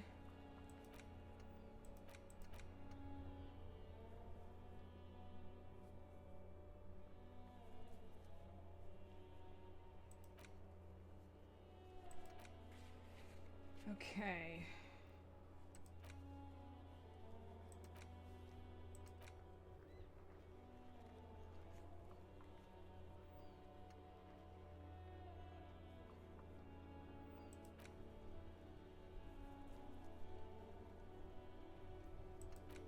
Ask Kuno if he knows anything about the fucking clothing in the trash. I hate this shitty kid, but it might be worth it. I'm gonna run. Fuck you. There's someone smoking on the roof. Have you come to make your offering to Kuno? Here's a drink. Stay the fuck away from Kuno. You smell like bum shit. Kuno's not a bum. Kuno doesn't touch that shit. Why? What? Do you think Kuno's fucking 80 years old? Trying to bring me bum juice? Make the Kuno paranoid? You don't like alcohol? Just because you get high off that shit doesn't mean Kuno has to fuck himself with that fermented piss and shit mix. Trying to get a 12-year-old hooked on the shit shake? He looks like he can't believe your depravity. Alcohol use has been declining in the under-16 bracket this past decade. Alright, here's some cigarettes.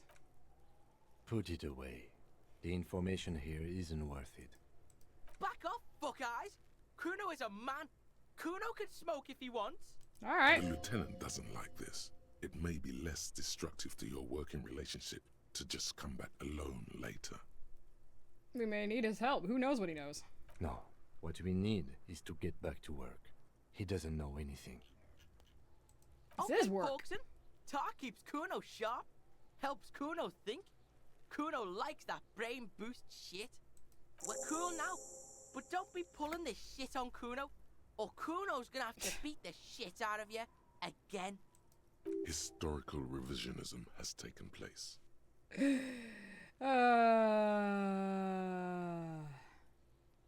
Yeah? The kingdom of Kuno? The fuck do you want with it? The dead man's clothes were in the container. How'd they get there? Yeah, Kuno doesn't know shit about that. That shit is beneath Kuno. Listen, listen.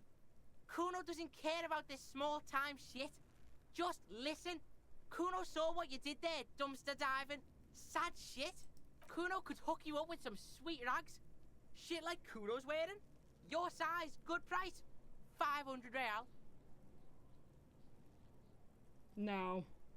Whatever. Kuno was trying to help you, but you're too fat for falling anyway, pig. There's a stack of Eternite back there. That's just some shit roofing gimps left behind, lazy dinks. He's hiding something. You hiding something? Pig, if Kuno was hiding something, it would be hidden. But it is not hidden, is it, sire? You picked up on it. You should examine the pile of roofing material again. What's in the greenhouse? Dunno. Kipta's gardener used to work there. The gardener used to work there. Yeah, that's what Kuno said. She couldn't handle the heat, so she took off. Kuno can take it. Shit's nothing to Kuno. What do you mean by kipped? Look it up in the library. Kuno's not a fucking dictionary. Fucking small brain. Kuno means the gardener, alright? The fuck does this have to do with the You were expecting relaying this information to him to be more rewarding, right? Or alcohol, if you don't want to do drugs. Alcohol is just as rewarding. This fucking sucks! You should get high! This has been going on for quite a while, hasn't it? You've been thinking about drugs and alcohol for a long time now. Juicy drugs. Tasty alcohol. Seems kind of boring now, going back to... What was this about? Some yard? Yeah, whatever. Kuno Fuck doesn't... off. Kuno doesn't... I don't fucking care about you, pisshead. But I do want to go back to that board.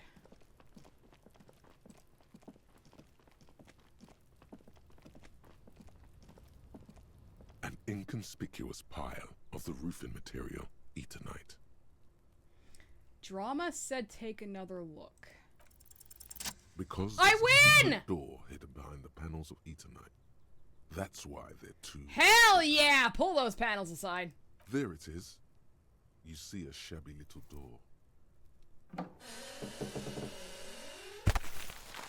Nice. What is this then? A tool shed? Let's investigate. Oh, I feel real good.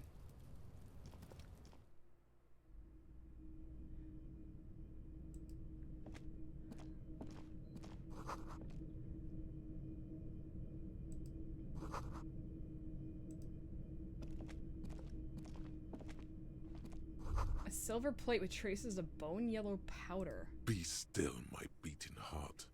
It's amphetamine. Sweet amphetamine. The lieutenant isn't studying the powder in the mirror. He's studying you. Someone is taking narcotics here. Perhaps police should interfere. I wasn't thinking about taking it, I swear. I was thinking about justice. Of course, detective. Swift justice. Don't worry. We don't have to investigate every trace of narcotics. The lieutenant points to the ladder in the corner. Yeah. Swift, lightning justice. Faster. Harder. Justicer. See that ladder there? It's probably another way into the industrial harbor, no? A secret path the local kids use. Okay. I'm really happy about that.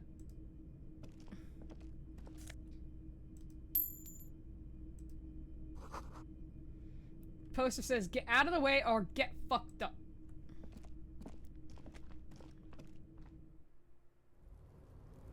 Hey, give me the coat.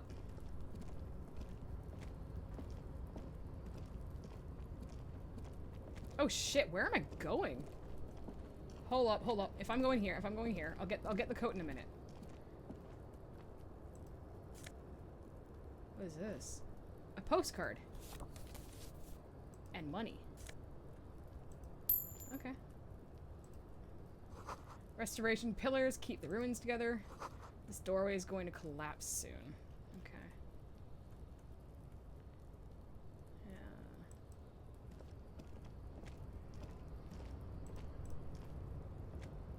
Yeah. Aha!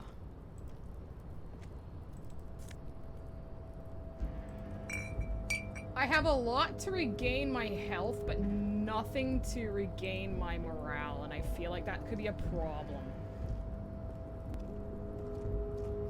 But we're making it into the harbor.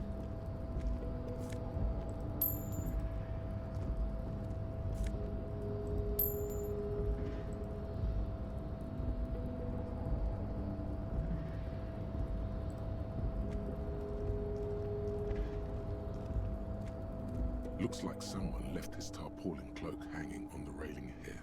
Look, someone left his cloak behind. Yes, it's probably yours. It bears the RCM insignia, and you have a habit of being careless with your equipment. He judges the drop. You could probably make the jump. You look like you've done some track and field in your day. Look around. The wind is aggressive up here. The lieutenant looks at the enormous crane towering in the distance over the container yard. Then he turns back to the sad piece of fabric flapping in the wind. I was under the assumption we could ask the leader of this union to help us get this body down. This is why we're here, right? He doesn't wait for you to answer. Or it could be that we are just exploring. You really think this cloak is mine? The cloak? I do think it's yours, yes. As to whether you should go for it? Well, it doesn't seem too dangerous. 2 meter stops. Whenever you're ready to do it, I'll be right behind you. Alright. The cloak looks like a bag of goodies floating in the wind. Who knows what its pockets may hide? Go for it! I failed!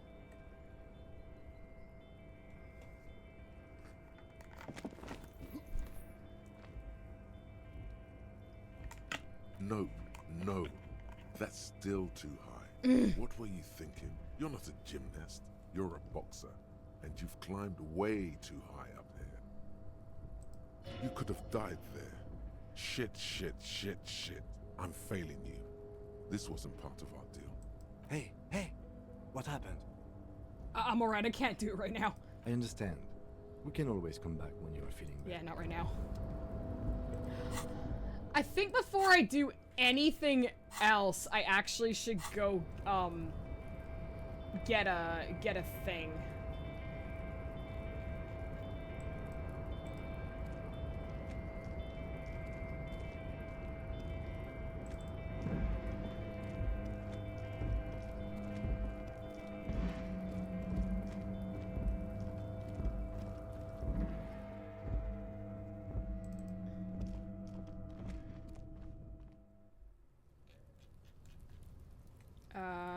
I want to go...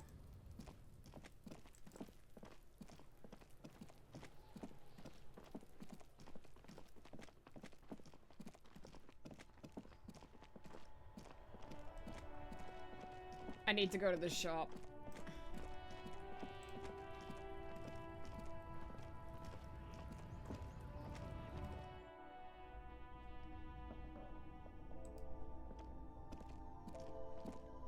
A colorful display of Again, I'm obliged to No, inform you that... not what I wanted.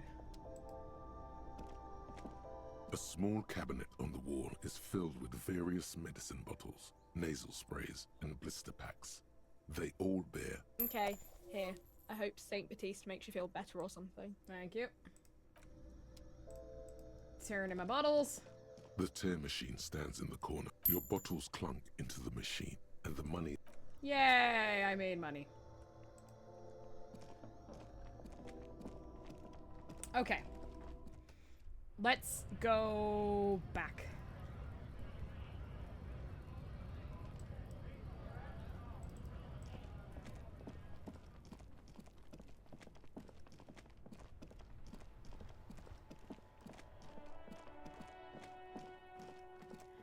How did she get up there?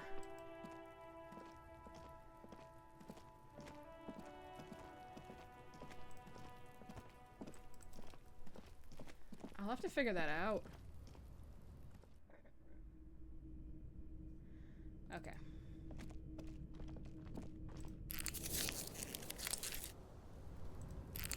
There, I healed my morale. Now...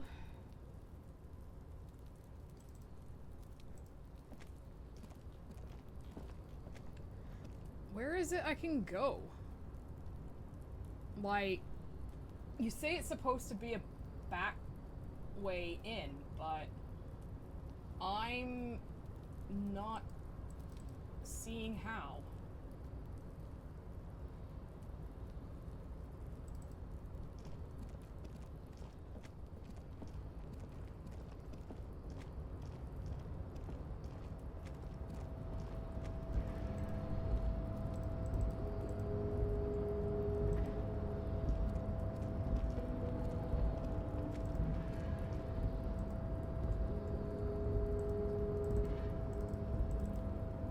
Like, do I have to keep... do I have to do savoir-faire for this?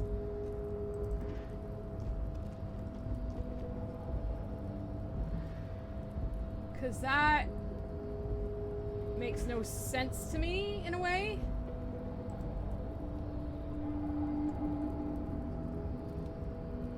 But I legitimately...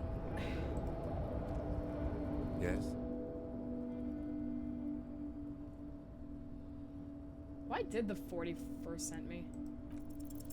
Because you're the best qualified. No, that doesn't seem right. No, I'm exceedingly qualified. If you're so well qualified, why can't you remember why you were sent? Anyway, don't keep the lieutenant.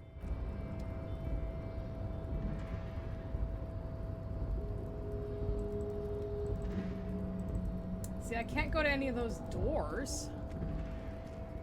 And the only other interactable thing up here is that stupid fucking coat. A tarpaulin cloak is still caught on the railing. No one has claimed.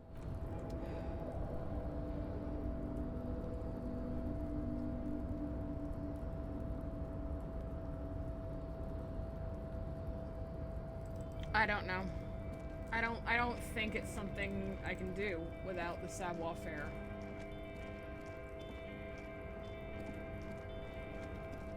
Which really sucks.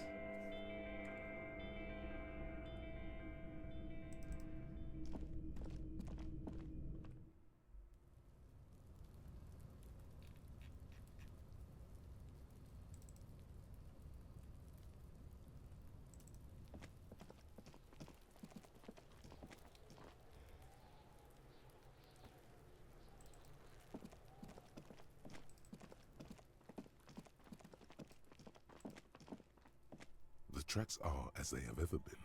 A bit more worn, perhaps.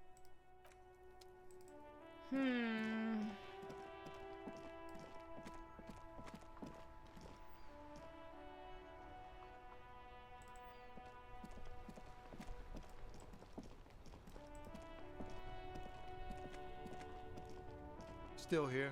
Stuck in this damn jam, my man. What's up? I heard the one of the drivers is a woman, but I don't think she's here. Do you know this lady driver? I don't want to talk about that. Why? Man, I was hoping it isn't going to be her. All I can say is, she isn't around here anymore. She isn't some evil drug trafficker. And I don't know where she is. I asked you who's conducting the drug trade. You said you didn't know, now you're saying you do. I didn't, man. I told you I was hoping it's not her. That she wouldn't be mixed up in it. It's true. We would of course lie. But a kind heart is tricky. Who is this person? What's her name? Thank God I don't know. People here call her the lady driver. She kept her name a secret. From me too. Now I see why. Who is she to you? A friend? An acquaintance. I don't know. She was the only person in this damn jam I could talk to. She's someone I don't want to rat out to the law, okay? What does she look like? A youngish woman. Gruff, but in a cool way. What color hair? Blue and violet. Dyed. It was violet when she got here. Blue before she went. Then she may have dyed it again. When did she leave? Damn, I don't want to... Please just let it go. Whatever she did, it can't be that bad. She's not a bad person, I know that much. We can't just let it go. It's part of a police investigation. That's how it always is with you, isn't it? All part of the investigation. The girl's troubled. If you hunt her down, she may not survive it. I can't have that on my conscience. It won't come to that. We won't pursue her on this. This is information only. I don't believe you. Believe us, it really is. I just can't, man. I'm not naive. Says she's troubled. How? She's got the darkness in her. That young person's darkness when you think it's all over. And you're looking for a way out. She shared this with you? Yes. Which is why I don't want to snitch on her. I was told everyone's afraid of her, you're not? I heard the rumors. I saw the other drivers looking at me strange when we talked. And she told me, too, that she's had a violent life. But I wasn't afraid of her. More like for her. Did this violent life include drug trafficking? Well, it looks like it did now. But we didn't talk about that. We talked about life, you know? She talked about her mind. Hold on, her mind? The way it worked. The trouble it was giving her. The pain it was causing her. When she left, did she leave her lorry behind? Fuck, man. Go grill someone else with these questions, okay? There are plenty of drivers here who couldn't stand her, or were afraid of her. They'd be more than happy to rat her out. He's right. There are other options. The raceman, for one. Ugh. Push Tommy, and it will break his heart and his spirit. Don't expect you to be pals. It's right here. The answer is right here. You just need to ask him. Come on, do it. Fine, I'll drop it for now. Thank you, friend. Wow, this makes me feel like I should pick up smoking again. Would help with my rhymes, too. Ah, fuck, I'll go talk to fucking Race, man.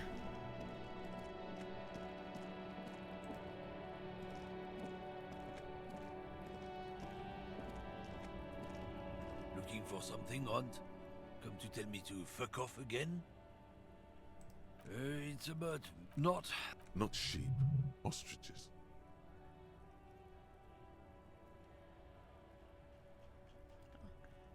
Coalition General. Mix up your metaphors. Whatever. Go back to your college class, Pino.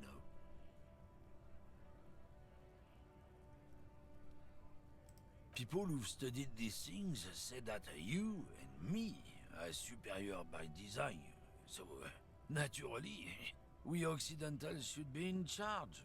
Obviously, you can see the merits in that. Open your eyes. Haven't you noticed something different lately?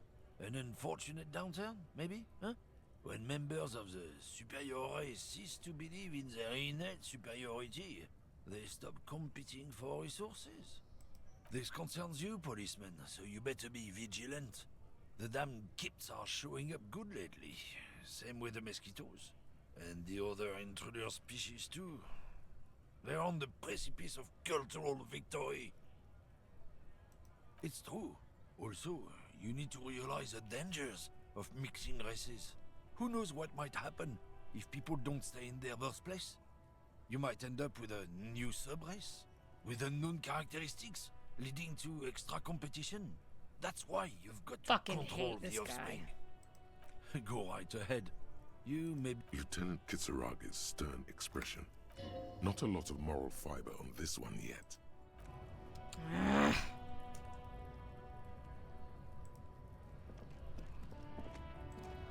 I haven't really talked to this guy.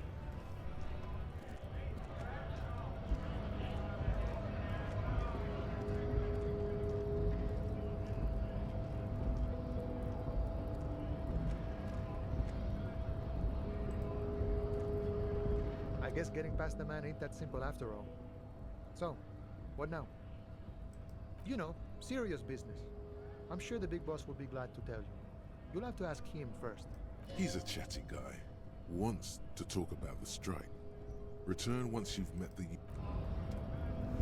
I am trying so fucking hard to meet the union boss. So Hard!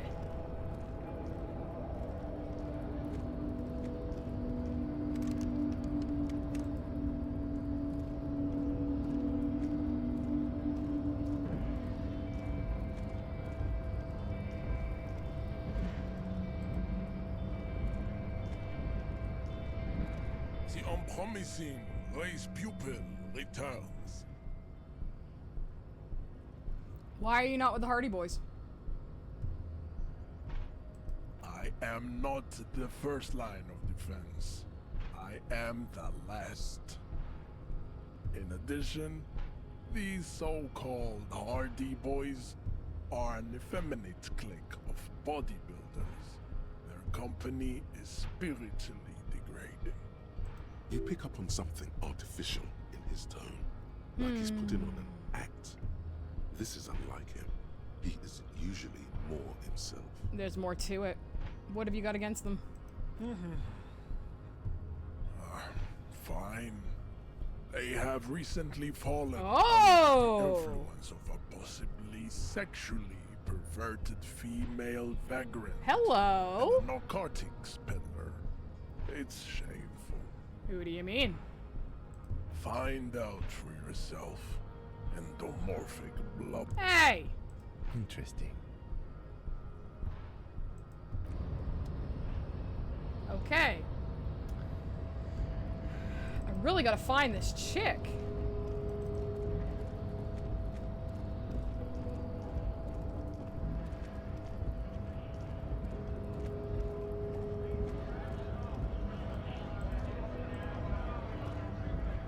Right to work! Right to work! Shame on you! Excuse me, I had further inquiries. Things are busy enough. You're going to waste less of my time? We'll see.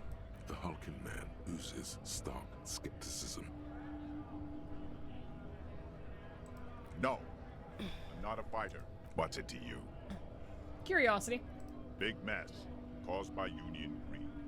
The man has turned his attention elsewhere. Okay, bye.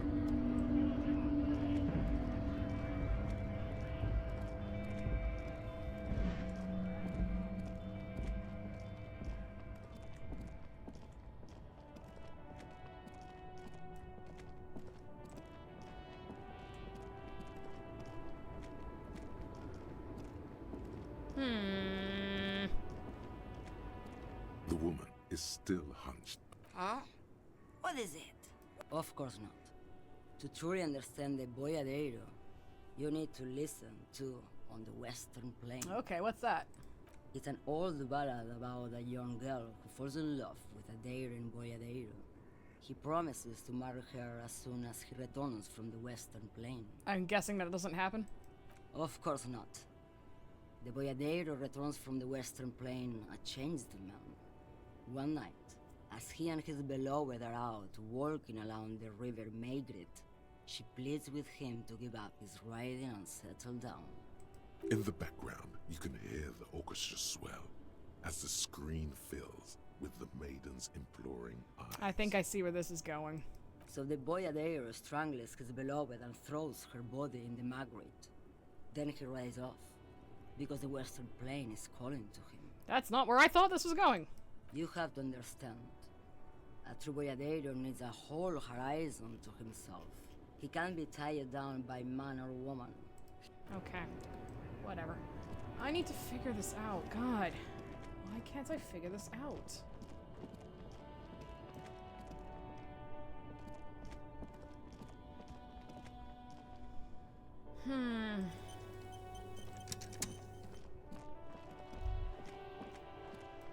Hang on, what was that?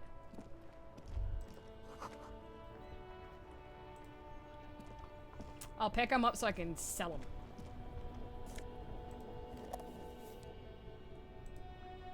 Like to have my fucking badge back and my gun.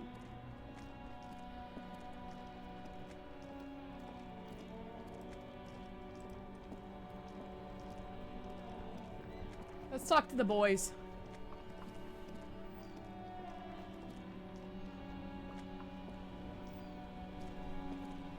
I have really outdone myself. This is divine. Yes, That's what you need, Gaston.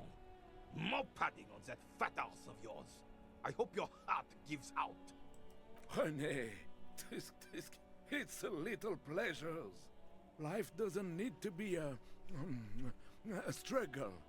Hello, officer. How might I be of assistance on this fine day? What do you know about the dead man? Let me think. I heard someone was hanged and left on a tree for a week. But that's all I know, really. You know absolutely nothing? No, officers. I'm sorry. And I really would like to assist. You are both good guys. I can see that. Then help them, you wimp. You have plenty of shoulder with the ghost caviar in the Ah. Union. Someone must know something. I wish I could, but I just don't know anything. I always keep my nose clean and don't gossip. Everyone knows and respects that. Odd. He doesn't seem to be lying, but there's something off here. Sounds a bit like you're holding back. I'm not even anyone. Of course he's holding back. His mouth is so full of Union prick he can't even speak properly. Can I at least finish my fucking sentence before you piss on it? Is that okay, René? I'm not anyone important in the Union. I just know Evrard. Ah! And who is Everard? Evrard Clare. Everyone in Martinez knows the Clare brothers. I taught these boys human studies and history in the gymnasium. What do you know about history? You never witnessed history. Only heard about it years later, when it had already moved on. You don't know history. Okay, we're getting somewhere. The old soldier mumbles something under his breath and turns to face the sea. There he stands, proud, rigid and alone, like a cracking marble statue. Let's try not to get caught in a crossfire. Lest we leave riddled with bullet holes. This animosity is ancient. Oh, in many ways, yes. Like an honorary member. I attend meetings and parties, help with little things. Evrard, Edgar, and the older debarders all know me. In many ways? Oh, yes. So you're not an actual member? Not in the technical sense. I don't have a vote or a membership card, but Evrard keeps me on the payroll, just for the little things. Okay. So that's what it was before. Him hiding something. He tries to make it look like he's a big deal in the Union, and now the illusion is disintegrating before your... I'm kind of glad I put stuff in the drama. Eyes. Of course he's not a member. He's not a member of anything. I knew that. He's a Weservein. Turns to where the wind blows and tries to look important. I hate the socialist rabble, but even siding with them is better than living your entire life on the fence. Never committing to anything. Pick a damn side already. What are the little things you do? Writing work mostly. Occasionally, he needs something written, and I happen to have a way with words, people say. What kind of things? Oh, nothing official, I assure you. Just essays for the newspapers. About Martinez and how things are and how they could be. Evrard and I have these long talks where... Well, he tells his little pen man exactly what to say. It's commie propaganda, plain and simple. You should be ashamed of yourself. No, thank you. For being consummate professionals.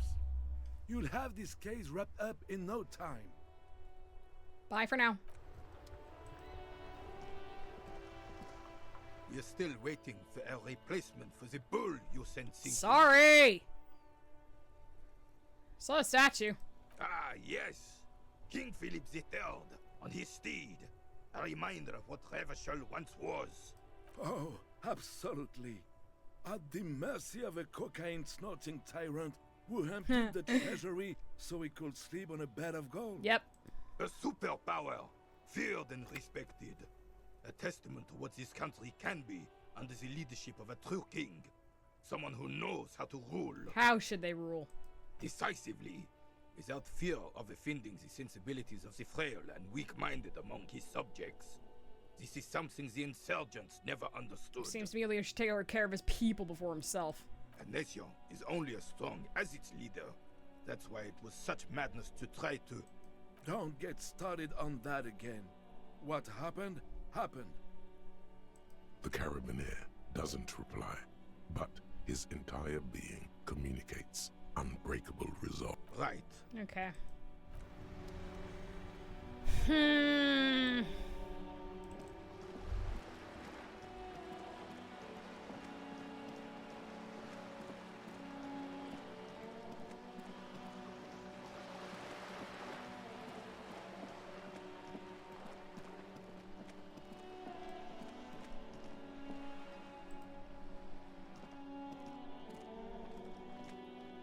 Hello again, officers.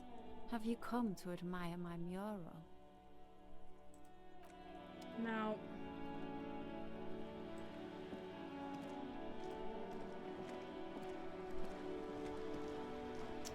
What about that woman? You got anything else to say? You're back. Good. What can I help you with? I spoke with the lorryman. Word has traveled, yes, but nothing of real substance has surfaced yet, I gather. Wild Pines has eyes on the intersection, but not ears. One of the tall buildings overlooking the roundabout. It would give them a read on the entire quarter. It appears we are being monitored every step we take, colleague. Did we have any other business here?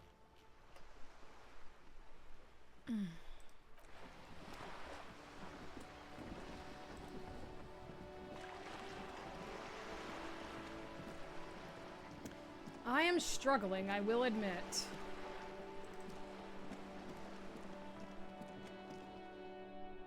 But I'm gonna keep going. Give me a moment. Nah.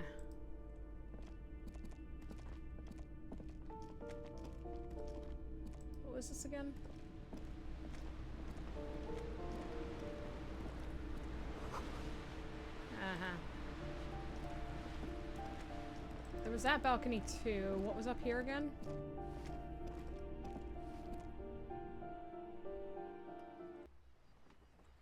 What are you?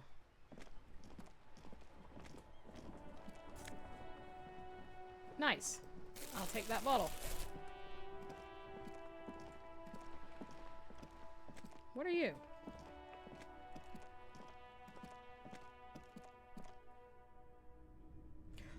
I did not know this was open. Hello? I'm gonna go... Can I talk to Claire real quick? Or does she have nothing else to say? Hello again, officers. What are you looking Have at? you come? The lieutenant is desperately searching for enough hatred, disgust. It's difficult. The woman on the boat. That is on her. Someone's got to keep an eye on her. You mean Joyce? On a first name basis with her, are we? Piggy's moving up in the world. Well, the negativity. Have you got a crush on her? Aching for an opportunity to defend her honor. Ay, ay, ay. Hello again. I ain't no snitch, pigs. Actually, there is a short... We weren't put on this... Alright, let's go in here. I didn't notice this door before. Let's see. Someone's been sleeping here recently. Cindy?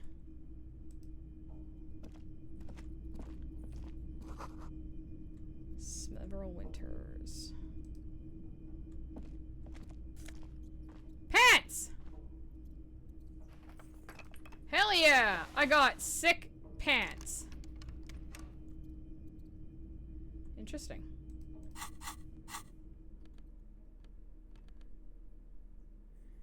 Electrochemistry and reaction speed. Yeah, I got jeans. Hell yeah.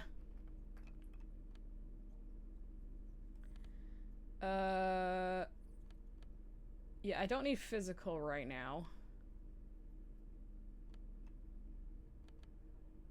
Okay. I think I'm good right now.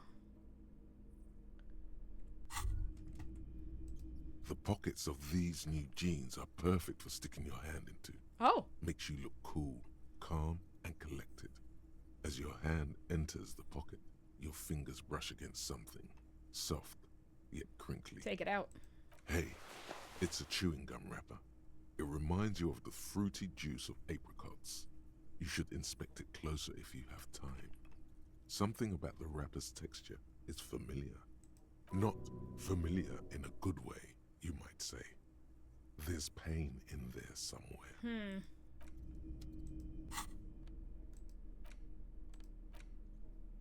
There it is again. The scent of apricots with a touch of cinnamon. Smells like the end of some distant summer. The surface of another planet, or some ancient temple. Take a deep breath. Bitter, citrus, sweet. It seems to grow stronger, like a glow, with every breath you take. Until a blossom of skin and flower petals erupts behind your closed eyes. Made of toffee, cream, and distance. You just had to take a dive. Your heart working overtime, trying to keep up with the panicked synapses firing all over your brain, moving liters of blood through you, panicking. Feels so familiar. The sun sets into the sea, but the water does not boil. Instead, it turns to liquid gold. For a moment, the world's store of precious metals seems to increase dramatically, and you are rich. There is a movement next to you, the shuffle of a small coat, warm like the evening. But when you turn toward it, there's nothing there. Hey, come back. Why are you talking to a gum wrapper? Yes, from the height of antiquity. Okay, well, I learned a thing about that.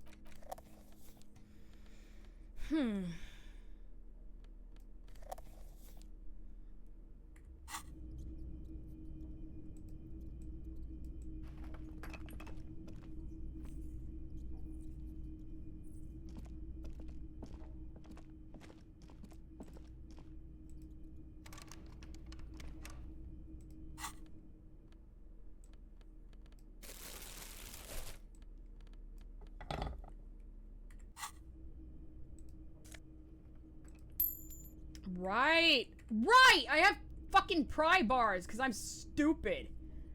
I forgot about that.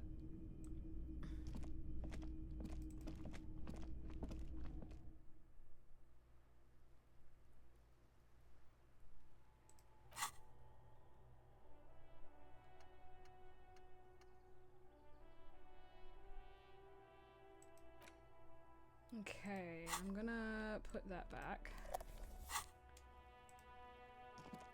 Hello again, officers. That bed in the coal room Have you yours? come to admire my mural? Ooh. Not only have you found my address, you've discovered my biggest secret. I'm a coal miner. Don't you have a real home? Does anyone in a city like this? It's not the nicest place, but I guess it'll have to do. It doesn't have to do anything at all. Nothing does. Like me. Right now, I'm doing nothing at all. Yes, I keep hoping a shaft will collapse on me, but somehow it never happened. Shoot, Piggy. What an idiot. Alright. Alright. I forgot I had this fucking crowbar. And now I can go do shit. Let's actually go this way.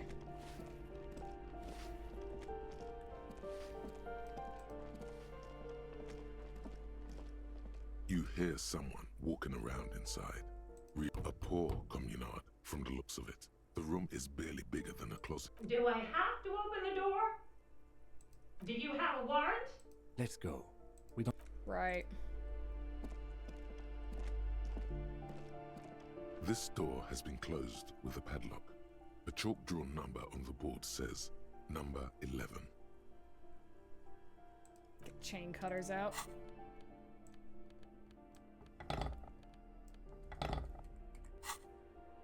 This door has been closed with a padlock. A chalk-drawn number. The shackle snaps like a twig, and the lock falls to the floor with a little thud. It should be possible to enter now. After you, detective. It might be shady, so let's also get a light.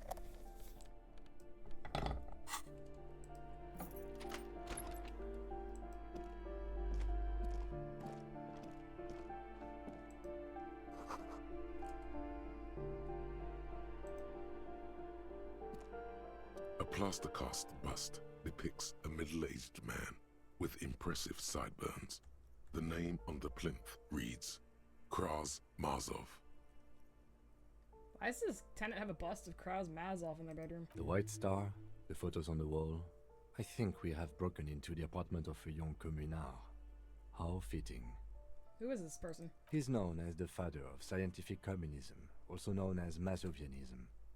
His theories about economic history greatly influenced, some would even say sparked, the anti-centennial revolution. Father Mazov, the hero of the working class. Salute statue.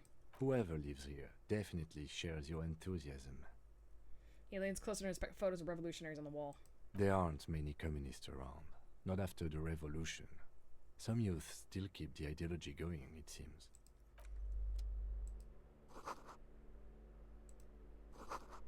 Okay. Take a bullet and a Samaritanization lounge jacket, +1 conceptualization. Neat. Kim, how the fuck are you doing that, my dude? Just going through, walking in walls.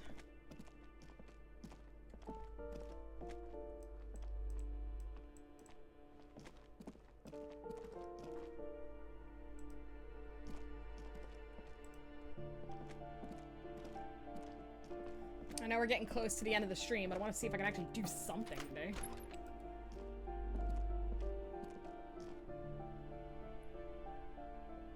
Nothing? Alright. Let's, put that back.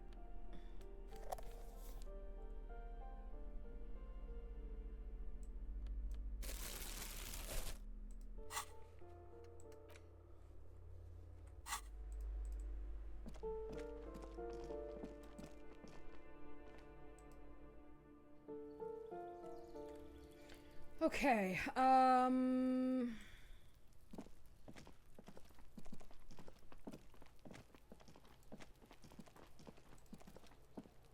to sneak up on me again? I cannot talk to her from behind. I must know this. Okay. Well, hang on. If I'm here, if I'm back here, no, this is not where I want to go.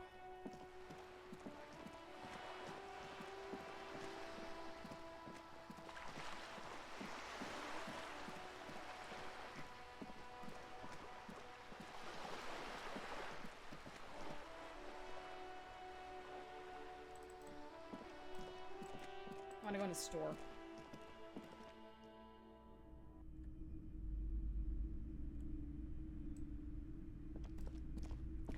Can I use the crowbar to break this fucking door down?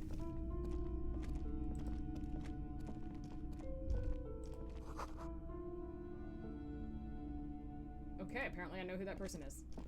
A heavy door with a missing handle stands before you, covered in dozens, if not hundreds, of little oddly shaped trinkets and charms. Okay, I need to put my pain threshold clothing on. Physical instrument.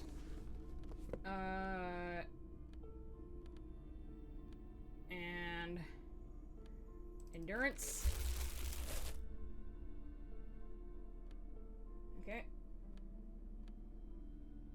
Alright. Alright. I think I can do this. I think I can do this.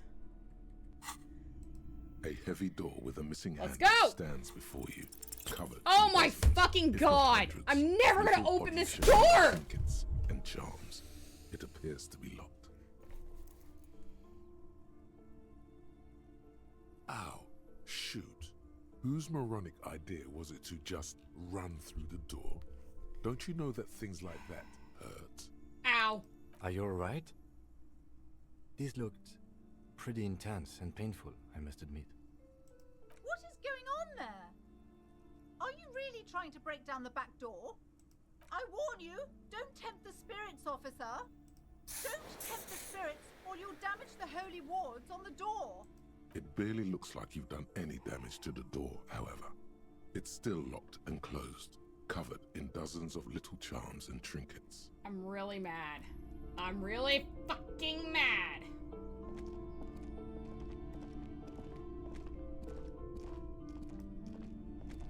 Talk to her. She got any more information now that I've done shit? Hello again, esteemed officer, and welcome to Crime God.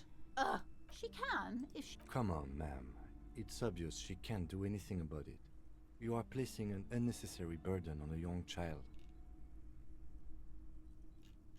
What you're doing is wrong. Even I know that, and I don't usually say anything. She stands stiff and severe, silently This is fuming. about her daughter chewing her 10 nails. or so seconds pass without change. Oh no. Hold on. I need to invite her inside and apologize. She must be freezing out there. There. I don't know what to say to you. My husband, he tries to teach me business lessons. I have what my mother called a dull mind. All this stress. Oh. Is this husband Annette's father? Yes. My husband is a successful entrepreneur east of the river. If only he were more involved in the business we're running up here. No matter. Soon we'll both be off for Grand Couronne. Grand Couronne? What's that? It's a proper place to live. One of the most peaceful neighborhoods east of Jamrock. You may know it for its massive housing projects. Most of the buildings are empty at the moment. It's a great opportunity to get ahead of the crowds.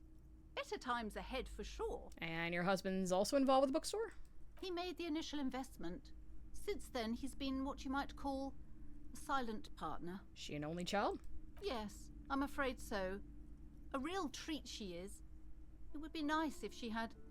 No, we couldn't have afforded more children, really. Not in this economy. A glimmer of sadness blinks through the well-crafted exterior. Why not? We're quite busy people, you know, my husband and I. Quite busy. Children are a lot of work. You don't look like a father, so I don't expect you to understand. I'm sorry. I'm sure you do understand. What about that other option? Exactly. Okay. She told me she doesn't go to school anymore. She's been too busy helping me here. So she studied at home this trimester. This is a temporary solution, of course.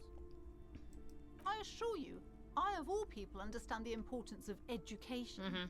She will be back in school the moment the store takes off. So never. The woman looks aloof, her features much softer. Occasionally she glances at her daughter's silhouette. Farewell.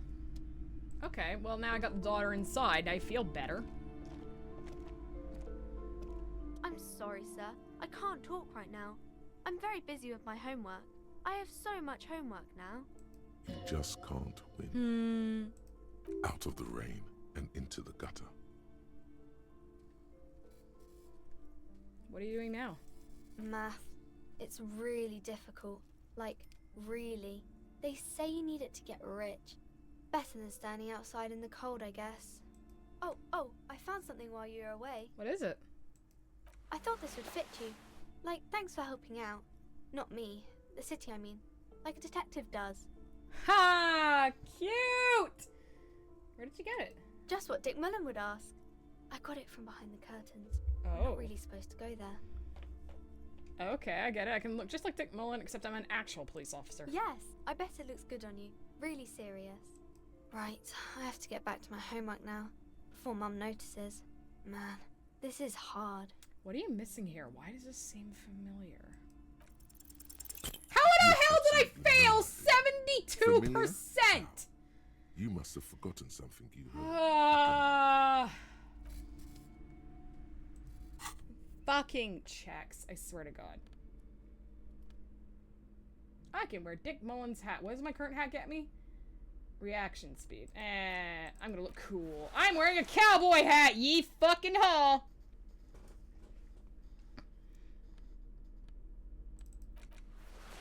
Oh my God, look at me, I'm a fucking cowboy. Aw, yeah. I'm so cool right now.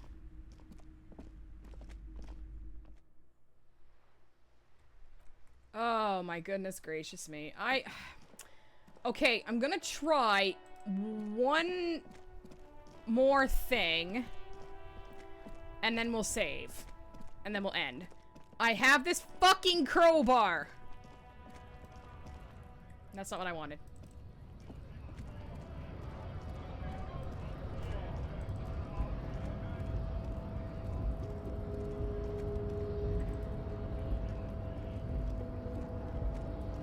Let me in! Fuck!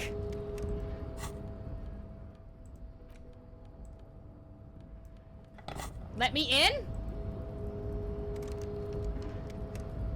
Oh my god.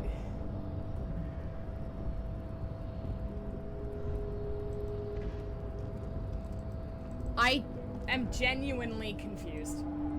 I am genuinely confused, and I don't know what to do. What are wondering, man? Like, I've talked to a bunch of people. I'm trying to get inside. This fucking guy won't let me in. I can't get through the fucking door. I found that place where the kids go up, but I can't do anything there.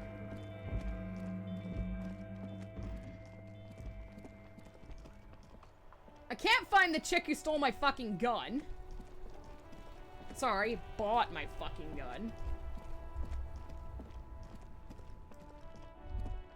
What are you thinking? A sewer grate, a gateway to the river of filth. Congratulations, you had a thought. God damn it. I could have sworn that this thing lit up before. And apparently that is a thing I can do now. Like, give me a second here. Put the crowbar in your hand. I could have fucking sworn that lit up before, but I guess I'm wrong. What is this? Yeah. Why can't I interact? A crumpled billboard reading, Samaran butter soaks in the canal. Two ugly lines mar the bright countenance of the blonde boy depicted. What is Samaran butter? Whatever it is, the boy on the billboard seems very happy about it. Goat milk butter. The Samaran terrain makes it easier to raise goats than cows, and the local goat farmers produce high-quality meat and dairy staples that add variety to other nations' diets. Okay. It's an acquired taste.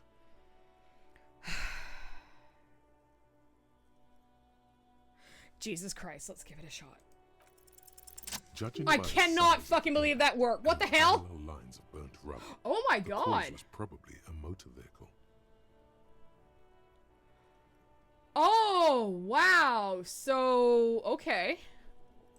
These look like the same tire tracks I saw earlier in front Yeah. of the well-ending rags. Okay. Side slip marks indicated that the vehicle was traveling up the crater at 35 kilometers an hour. The black marks on the roof indicate that the vehicle vaulted from the crater to the roof of the ship. Shit, alright. The panel served as a takeoff ramp. Huh. The vehicle soared through the air, hitting the billboard and upsetting the posts. Then it continued its flight, taking the billboard with it. Alright. The sign broke the vehicle's fall into the canal. The Samaran butter billboard still looks freshly painted, suggesting it took the plunge recently. How recently? Within the past 72 hours. Okay. Still speeding, the vehicle made a loop and vanished into the fog along the coast. What was the model? There are two good candidates, the Caprice 40 and the Linear G22. Okay, why the Capri 40? It's about the right size, and the tire marks look like they came from the skinny tires frequently found on that motor carriage.